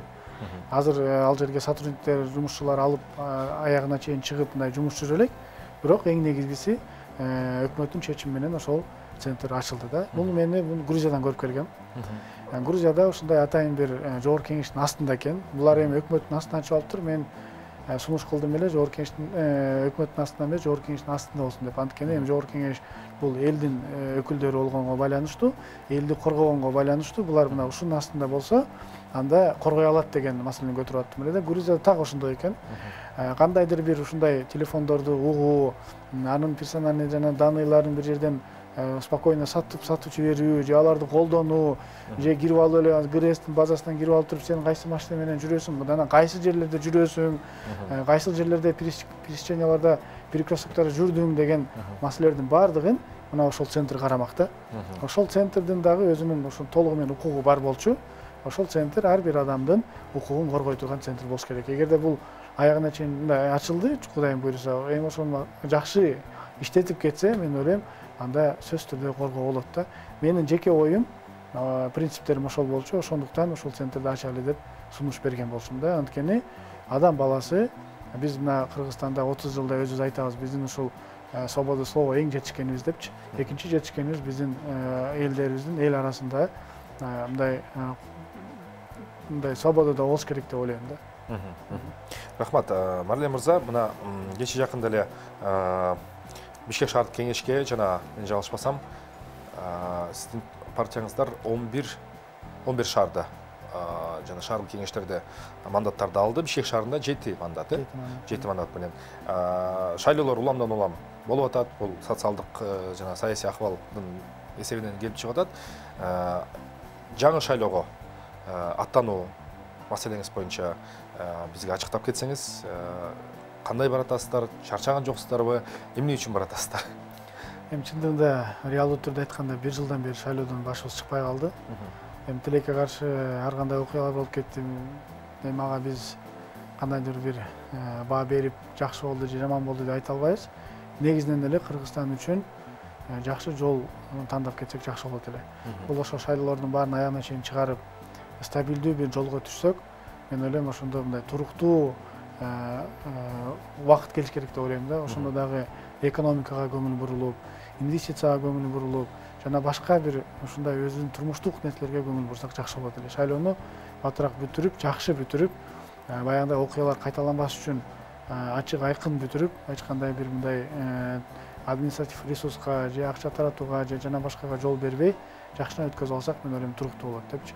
Негизинен эми мен өзү ошол окуялардан кийин ойлогом, көп ойлонуп, мен деле ушул кандайдыр бир өзүмдүн дагы күнөөм бар экенин сезип, негизинде саясаттан кетип калсамбы деген да бир учурлар болгон да, ойлор болгон.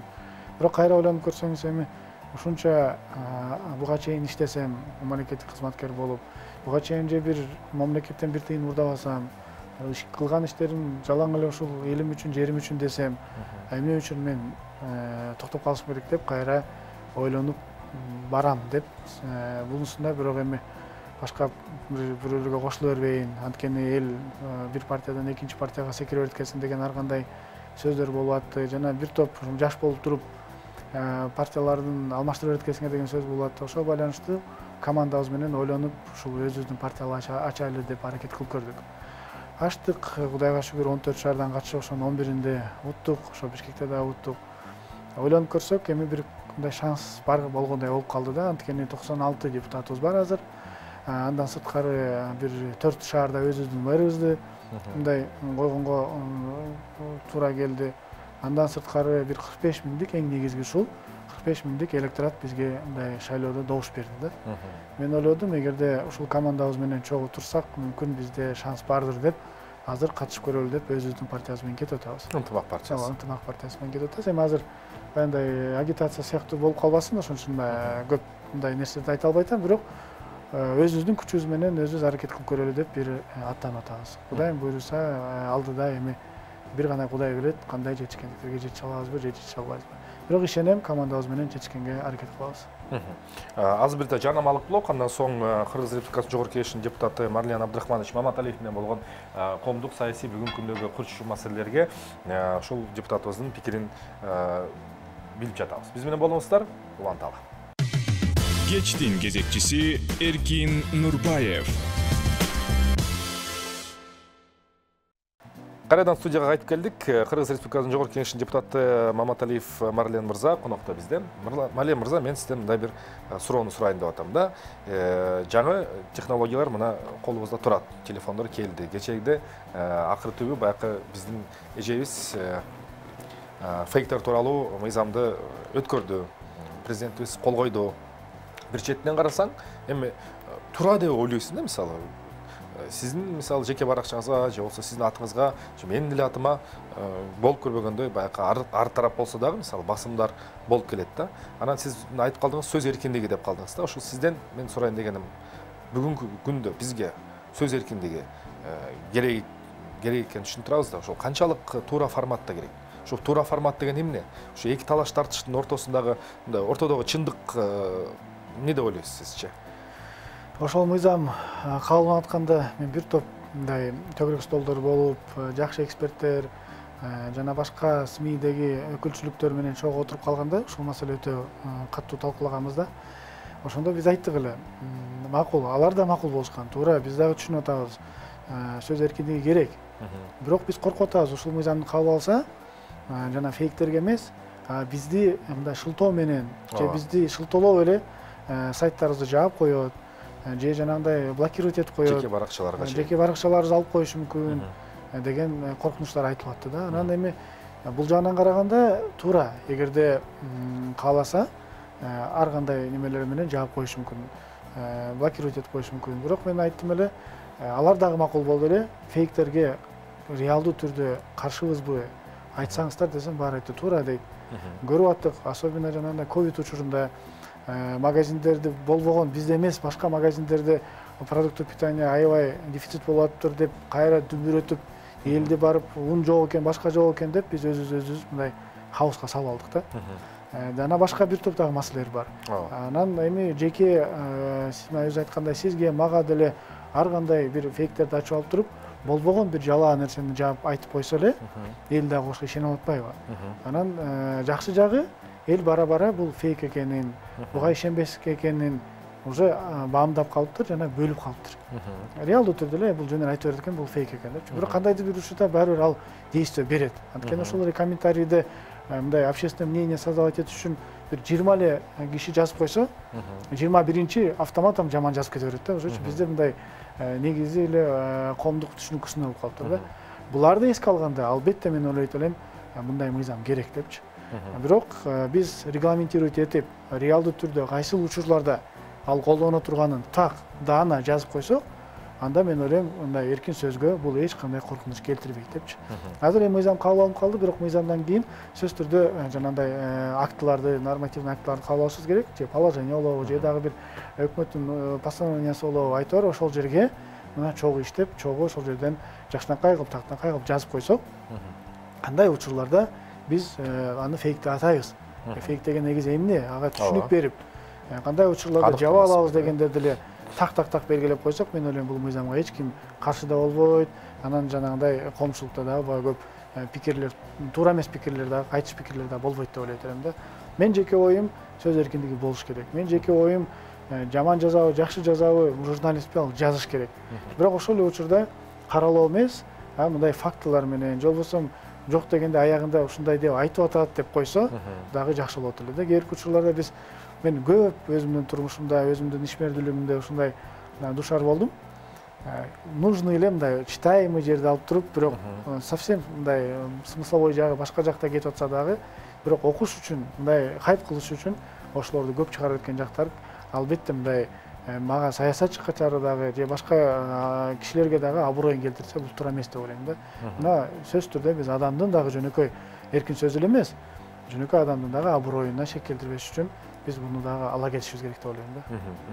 Барымыз акыркы жаңылыктардан бүгүн ошол интернет айдыгын биз биротолуп эле интернетте өчүрүп, анан Кыргызстан чек арасын жаап, өзүбүзчө эле камалып тура албасак, бул нерсени эч ким токтото албайт экен.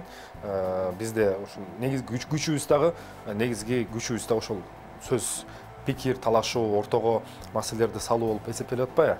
Ал ансы дагы коомдук жашоонун алдыга илгерилеп атат да. Анан мына электр энергия маселеси болуп көрбөгөндөй чыр-чуу менен катталды. Биринчи боюнча ошо боюнча жормуңузду берип кетсеңиз комментарийиңизди. Бул тарифтик саясат боюнча жана ошол кышында кандай деп ойлойсуңар? Жогорку кеңеште кандай сөздөр айтылып атат ичинде? Кышында эмне кылабыз? Эмне болобуз?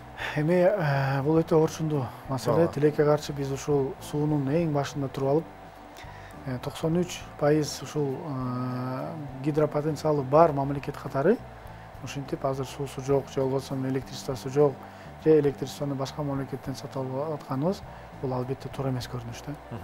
Бул биздин ушул 30 жылдан бери ушул отурусулда туура эмес саясат жүргүзгөн негизинде деп эсептейм да. Бизге мен бир эле мисалга келтирип кетейин. Мен эмне кылмакмын? Буга чейин да мындай эми азыр мындай мактангандан эмес, бирок мини гэстер, башка альтернативный виды источник энергии деп коет, ошолордун жана ветровой болобу, жана башка жаңы да технология чыккан, ошолордун бардыгын ачык айкын аукционго чыгарып койсо эле толтура келе турган инвесторлор бар. Биз 5 сомдон айсыз деле Казакстандан сатып, бул жактан субсидия кылып, элге баягы кайра эле арзан баада берип атпайбызбы? Ошол сыяктуу эле мини гэстерден 5 сомдон алабыз. Силер кургула деп туруп, орундарды алып сатып койсо болот эле. Мына эсиңизде жана президент министрди айдадым жумуштан баягы кол койбой койду же баягы кол койгула деп тапшырма берип атпайбы? Мына ошону негизи министрликтин чоң күнөөсү же өкмөттүн чоң күнөөсү, ал андай айттырбай эле алдын ала 100 проектти жасап, 100 проектти отвод земель кылып, 100 проектке буга чейин эле финансовый расчетун чыгарып коюп, жана буга чейин эле жана келишимди түзүп коюп туруп, таптайыр кылып туруп, азыр чыгарса, четинен келет да, ошол инвесторлорчу. Ошол эле майнинг маселесин коюп койсо болот. Мына майнинг азыр көрүп атасыздар кандай популярдуу болуп атат. Майнинг менен 50%-ын өзүң майнингтен кетире бер, бирок 50%-ын өкмөткө бересиң ошол энергияны деп койсо, жана жанагындай шарттар менен эле алып койсо, мен ойлойм бул маселени жаап койсо болот эле да. Мен ойлойм бул иретти азыр сунуштарды бердим. Бере турган жактарга ал жактан туура кабыл алышты. Мен ойлойм жакын араларда мына ушундай нерсеге кетсек, bundan çıkıp ketişimiz gerek. Biz üçün janагындай свет өчүрүү же свети жок отуруу чоң проблемалардын бири болуп атат. Эми мен ойлоп атам, ошол кыш катуураак болот деп азыр бир аз экономдойт, бирок кышында өзүн кышка келгенде өчүрбөйт. Анткени мен деле түшүнүп атам, бул өкмөт бийликтегилер бул жаман нерсеге алып келе турганын биз тарыхтан көргөнбүз. Ошон үчүн андайга барбайт.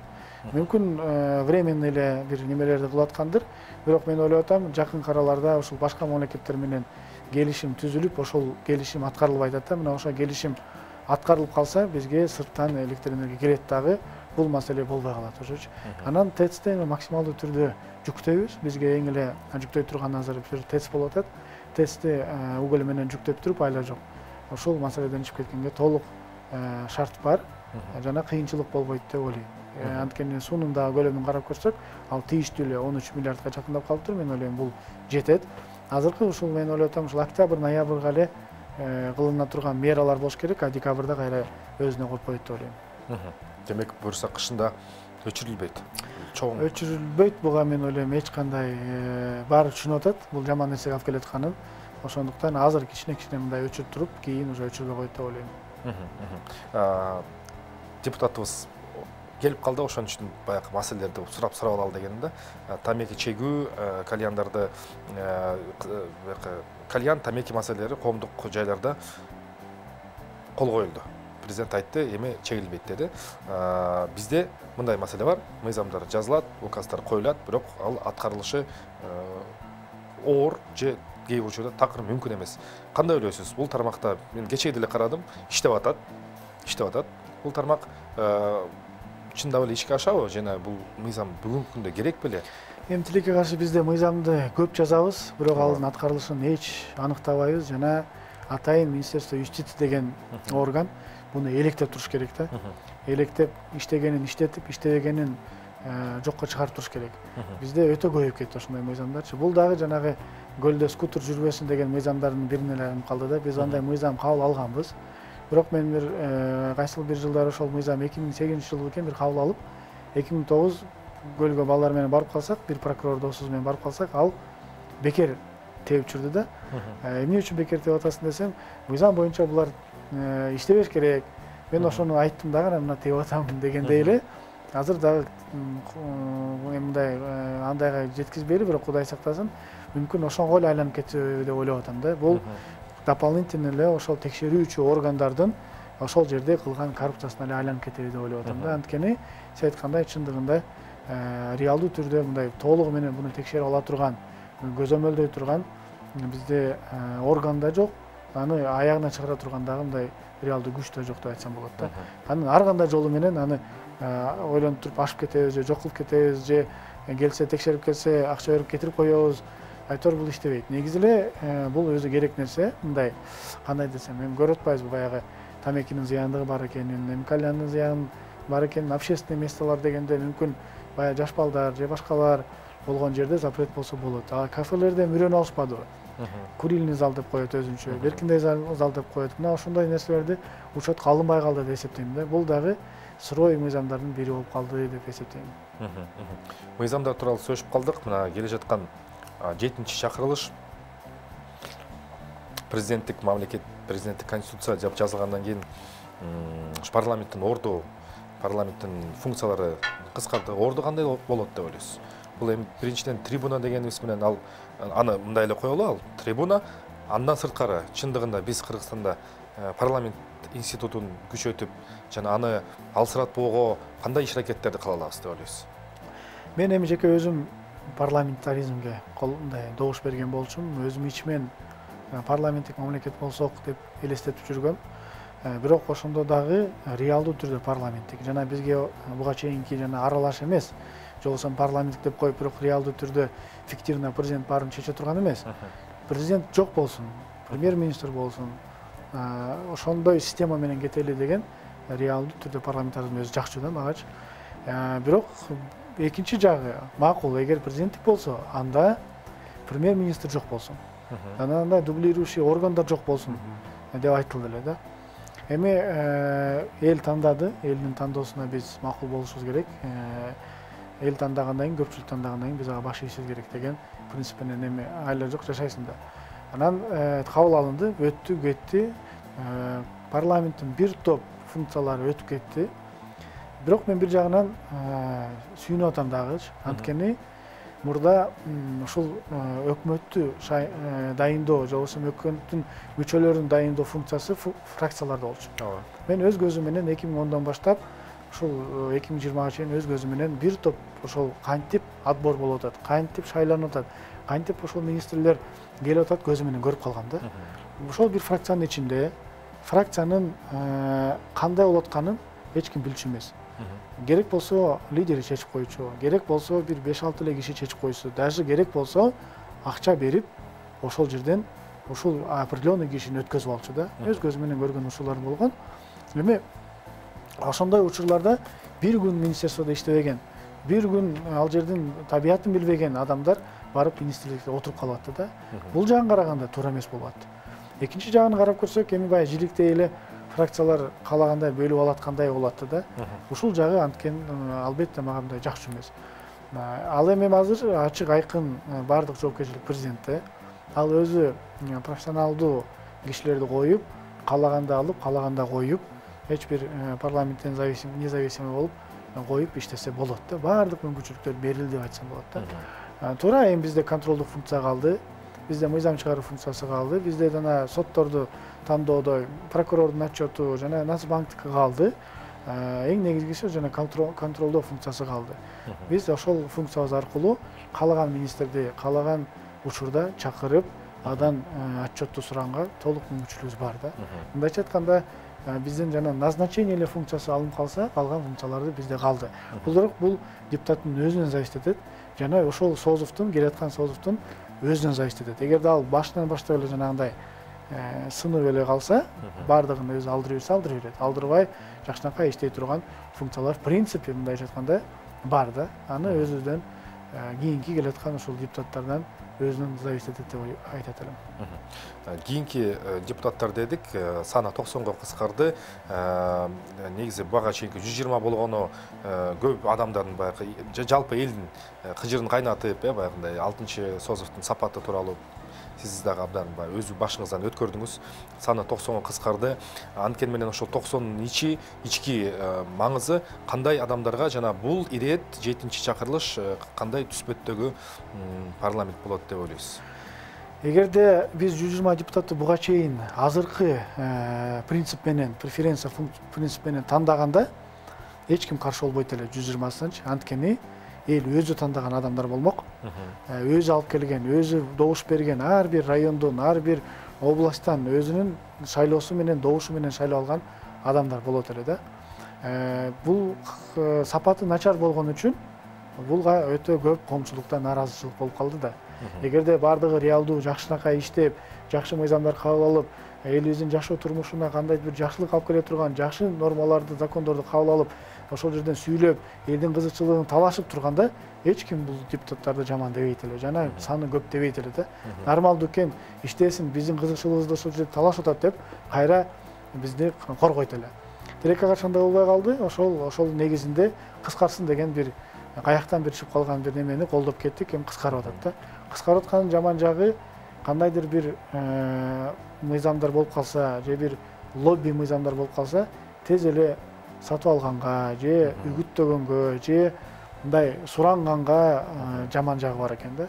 Жакшы жагы эми болгону ошо кыскарат, бюджеттен көп деле кыскарбайт, көрө жатабыз деген маселе калды да.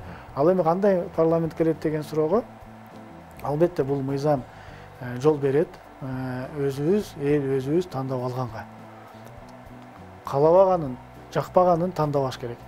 Эми ушул учурда сатылбай, башка принциптерге таянып, жакшы иштеген, эл үчүн деген, элим үчүн деген, жерим үчүн деген жакшы бир патриот балдарды тандап алганга, кыздарга тандап алганга толук мүмкүнчүлүк түзүлдү да.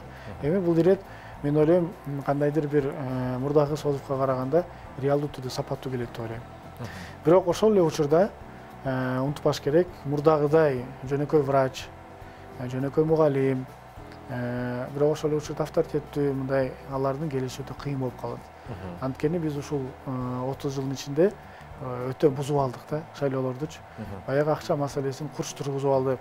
Ошол эле жөнөкөй мугалим барайын десе, азыр кеминде 100 миңге округка чыгат, а бирок 100 миңдик округка жок дегенде бир 100-200 агитатор алыш керек. Алардын айлыгын эле эсептегенде бер жагы эле 3 миллион, 4 миллион сомго чыгып кетет. Ал кишибизде каякта бул акча? Антпейин десеңиз, мурдагыдай агитаторлор жөн иштеп бербейт, бекер иштеп бербейт.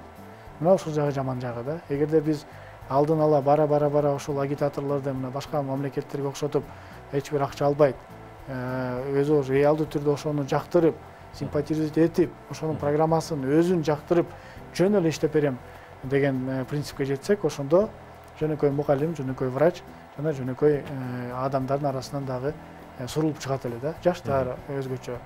Бир аз ушуга жол жабылып калды. Эми ойлойм жок дегенде ушинтип этап менен акырында барып ушул агитаторлук маселесин чечип алсак эле, жана сатып алуу маселесин чечип алсак эле, мен ойлойм кийинки созувда анда точно жаштарга, жөнөкөй врачтарга, студенттерге, мүмкүн жөнөкөй адамдарга мындай жол ачылат деп ойлойм да. Ошол эл деп калдык да, ошо элдин талабы эски жүздөр деп, анан керек болсо ошол сиздин дагы партияңыз дагы айрым адамдарды ошол Бишкек шаардык кеңештин буга чейинки отурумунда бар эле бул адамдар деп нааразычылыктар өзүңүз деле уксаңыз керек да. Анан ушул алмашуу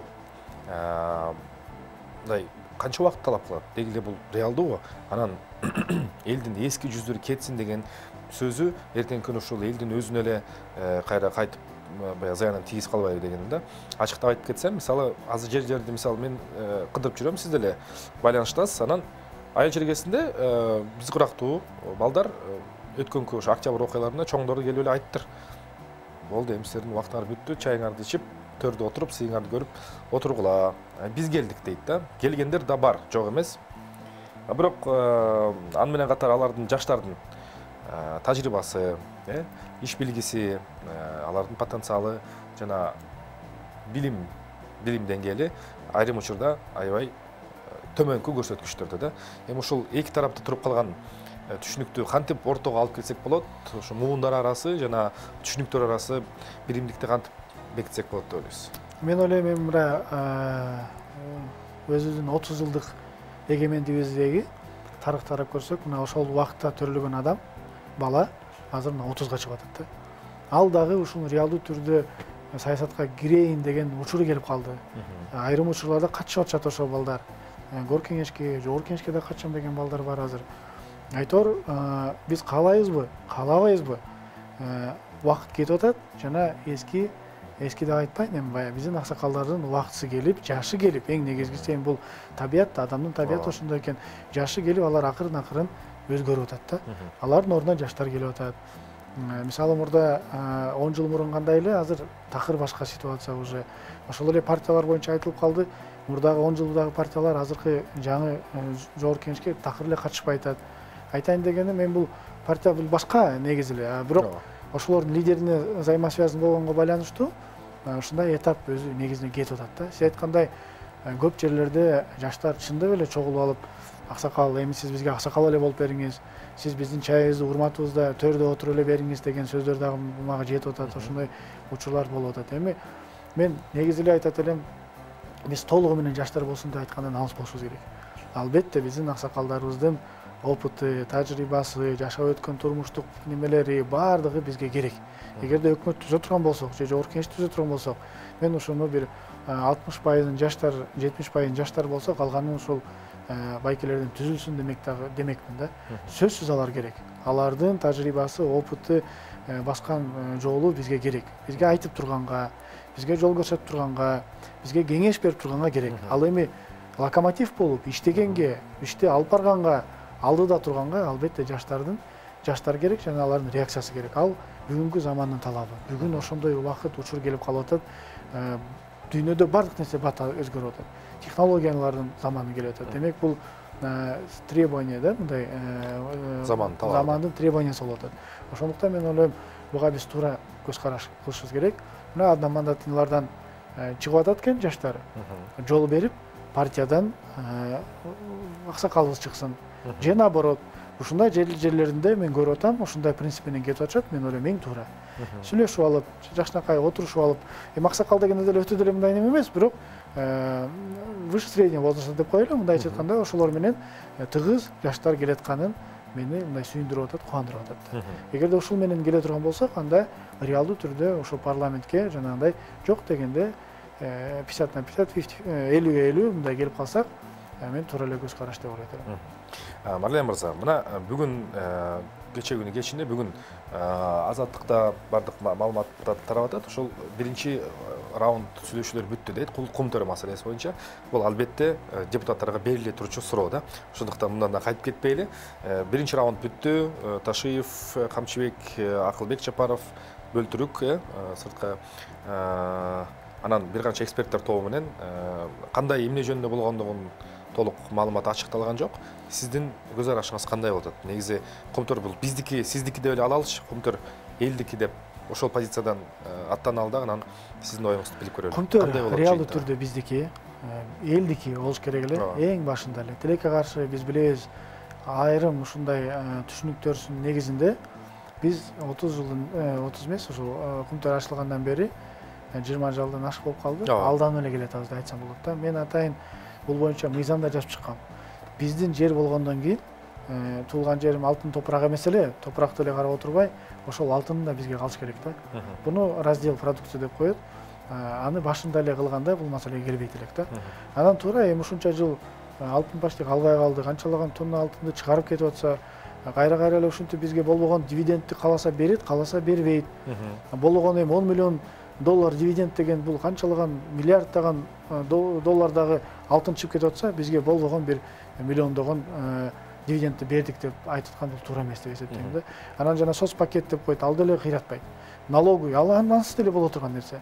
Аларды аргумент кылып биз менен тең ата сүйлөшпөш керек да. Мен дагы айтат элем, эгерде ушул сүйлөшүүлөр негизинде раздел продукцияга реалдуу түрдө ушуга келип сүйлөшүүлөр жүрүп, ошол менен аяктаса, мен ойлойм бул биздин жеңиш болот эле депчи. Анан албетте биз эми эл аралык сот системасы же баягындай инвестиция климатын карап иш кылышыбыз керек. Бирок ошол моментте бизде башка жол жок эле.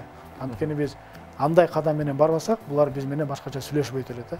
Мына биз көрсөтүп койдук күчүбүздү. Биз көрсөтүп койдук, бул биздики, элдики, Кыргызстандыкы деп көрсөтүп койдук. Мына алар биз менен эми мындай переговорлорго барып атат. Албетте биз дагы бир аз айрым жерлерде утулуп калдык. Мындайча айтканда жана кыргыз алтынды немеден чыгарып койду. Бирок эмнеси болсо дагы алар да биз дагы ушундай келет, мындайга келе турганын түшүнүп атканбыз да. Эң аягы болбосо биз денонсацияга кетип калабыз. Бизде эч кандай неме жок. Аягы болсо ошого кетип, жана башка мамлекеттер жана башка булактар менен ал алтын деле сатса болот негизичи. Просто биздин имиджибиз бар. бир аз бизге өзгө жандай репутационный инвестиционный климатка кичине карама каршы келип калышы мүмкүн. Ал жагын ойлосок, мына Женевада болгон переговорлорду жакшы бүтүрүп келсе болот. Ошол раздел продукцияга толугу менен жанагы барыш керек деп ойлойм. Эгерде биз жанагындай өзүбүздүн эле акциябызды көтөрөбүз, антебиз десек, бизде пакет, управляющий пакет болбосо, андага барбай эле коюш керек. Биз анда кайра эле алдоо системасына түшүп калабыз. Бизге кайра эле дивиденд беребиз, алдап коет дагы, расходторун көбөйтүп коет дагы, бизге эч кандай дивиденд бербей коет да. Мына ошону так дана түшүнүп алышыбыз керек да. Эч кандай мындай управляющий компания биз ошол жерде өзүбүз управлять этпей сайын бизге андай нерсе берилбейт да. Мен ойлойт элем, ниет кылып турайлы, ошол жакшы переговорлордун аясына келет го дейм. Демек, ошо элдик тил менен айтканда, Кумтөр боюнча биз жеңдик деген сөз ортого келип чыгыш үчүн ошол контроль акциялардын контролдук биздин колдо болуш керек, э? Биздин колдо болуш керек, ошондо биз жеңди деп ойлойбуз. Ооба, туура, биз эми аларды такыр эле жокко чыгарып кетип калгыла анте албайбыз го. Бирок биз беребиз силерге. Бирок келиңиздер, контрольный акция бизде болсун. Жок дегенде макул. Аларда боло турган болсо, анда управляющий компания ичинде иштеп аткан жана Кумтөрдү бизге калтыргыла. Центрдан чыгып кетели макул. Бирок Кумтөрдү жанагы управление көбүрөөк немеси бизде болсун дегенге барыш керек деп ойлойм да. Мен ойлойм, ушунун тегерегинде сүйлөшүү жүргүзүп аткат го деп мен өзүм элестетип атам жана өзүм ошондой кылмакмын деп ой отурам да. Марлен мырза, убактыбыз дагы келип калыптыр. Мен сизден эми бир жыйынтыктоочу суроо сурайын. Сиз ошол бүгүнкү күндөгү саясатчылардын орто муунунун өкүлүсүз да. Өткөндү да көрүп калдыңыз, эски саясатчылар менен дагы, эски катардагы деген иштешип калдыңыз. Мына бизге окшогон жага муундар менен дагы ортодон тил табышайын деп атасыз. Кумтөр мигранттардын акча салганы, биздин орто чекене жана чоң бизнестин мамлекетке салган төлөгөн салыгы негизги мамлекетибиздин баягы бутуна туруп ошол жашап турганына өбөлгө болуп атат да. Аны менен катар сиздин оюңузча кайсы багыт жана кайсы тармак бүгүнкү күндө Кыргызстан үчүн киреше булагы боло алат жана бизди мындай тез ушул бүгүнкү ушул чалыгып ооруп жаткан акыбалыбыздан мындай дартыбызга дагы болуп кете алат деп ойлойсуз. Кайсы багыттарды издели? Кайсы жакты көздөй кетели? Бизге Кыргызстанга Кудай берген байлыктар менен кетишибиз керек. Бул суу, гидроэнергетика бардык түрүндө, суунун өзүн сатуу, ГЭСтерди куруу. Экинчиси бул недр. Бизде мына 90% тоолуу мамлекетпиз. Болбогон Менделеевдин таблицасы бардыгы бизде бар. Мына ошону үчүнчүсү бул туризм, биздин жаратылышыбыз. Мына ошону түз үчөөнү бирдей ала кетсек, бизде толук мүмкүнчүлүк бар деп ойлойм да. Буга көп деле мындай убакыт кереги жок. Мына кече эле жакында арабтар келип кетти. Алар айтат, бизге Кудай нефть берсе, силерге Кудай суу бериптир дейт. Бирок биз аны колдоно атабыз дейт. А силер колдоно албай жатат экенсиңер дейт да. Мына алардын дагы мындай көз карашы болду. Реалдуу түрдө биз өзүбүздүн байлыктарыбызды колдоно албай жатабыз да. Уурдатып атабыз же такыр эле колдоно албай отурабыз. Ушул 3 направление менен биз толугу менен байып кетсек болот. Реалдуу түрдө ошол экспорт кылып электр энергияны сатып бюджетти толтурсак болот. Инвестиция тартып, недрларды жакшынакай колдонуп, сатып байысак болот. Жана ошондой эле туризм. Биздин жаратылышыбыз, Кудай берген жакшынакай жаратылыш бар. Мына ошону дагы жакшынакай колдонуп, экологически чистый продукциялардан баштап, бул жерде чоң нерсе бар да. Жана ошондой эле элдин келип эс алып кете турган нерселерди чейин бүтүрүп койсок болот. Мына ушул 3 багытта байсак болот деп айтат элем. Абдан туура багыттар айтып кеттиңиз. Анан ушул эмне тоскоол болуп атат да? Эмнеге бай албай атабыз? Биздин бурмалашкан коррупциябыз, бул бюрократия, анан бул биздин ички ушул күрөшүбүз деп айтат элем да. Ушул нерселерди токтотсок эле биз ушул багытка жетет элек да. Ички күрөшүн негизинде бири-бирибизди ушинтип атып, эч же көтөрө албай койдук, же аягына чыгара албай койдук, же шайлоодон шайлоого чейин жеткире албай койдук. Коррупция деп атып, батып кирип, болгон жерден, ар жерден урдай берип, мына ошол эле Кумтөр эле бүт байлыктарды урдатып бүтүрдүк уже. Эми мен ойлойм, бир учур келди го, убакыт келди го дейин десем, бирок бул сөздү дагы мен көп мындай байкайм да, биздин 10 жыл мурун дагы ушундай сөздөрдү айткан экенбиз. 15 жыл мурун дагы ушул сөздөрдү айткан экенбиз. Убакыт келди, учур келди деп эле келе атабыз да. Мен ойлойм, эми реалдуу түрдө убакыт келип, реалдуу түрдө учур келип, жаштар келип, ушул нерсени алып кетсек, ушул 3 нерседен жоготсок, 3 нерсени алып кетсек, мен ойлойм, эң бай мамлекеттин арасына кирүүгө толук биздин мүмкүнчүлүгүбүз дагы бар, ресурстарыбыз дагы бар. Кудай берген элден калбаган, башка өнүккөн мамлекеттерден калбаган бизде деле 2 кол 2 бутубуз бар, 2 көзүбүз бар, жана ошондой эле бир жакшынакай айкөл элибиз бар деп ойлойм да. Ушул нерседен эле ажырасак, жакшы бир өнүккөн мамлекеттерге жетебиз деп чын жүрөгүмөн ишенем. Жана өзүм ушул мамлекеттен чыкпай кетпей, кайрама менде бир топ сунуштар болду. Даже керек болсо аялым айтты, Марлен келчи, башка жакта эле жашайлычы деди. Башка жакта эле бизнес кылайлычы деди. Мен болбой өзүмдүн ушул ичимен, жүрөгүмөн патриоттук сезим менен ишенип турам. Мен мындай мамлекетте жашабасам дагы, балдарым ушундай мамлекетте жашасын деп, ушундай жашап жүрөм да. Менин ниетим, тилегим гана ошол. Чоң рахмат сизге. Чоң рахмат. Тилегибиз, ниетибиз бир. Ошондуктан сиздин да ишиңизге жана келечектеги шайлоолор болот экен, ошондо ийгиликтерди каалайлы. Конокто Кыргыз Республикасынын Жогорку Кеңешинин депутаты Маматалиев Марлен Абдрахманович болду. Биз иш күнүн кечи ар дайым ушул мейман төрүбүздө күндөмдөгү эң чордондогу маселелерди көтөрөбүз. Ал боюнча эң ачык суроолорду сурайбыз жана ачык пикирлерди укканга даярбыз, ачыкпыз. Биз менен болуңуздар, кечиңиздер көңүлдүү улансын. Кийинки эфирде көрүшөбүз. Жакшы туруңуздар.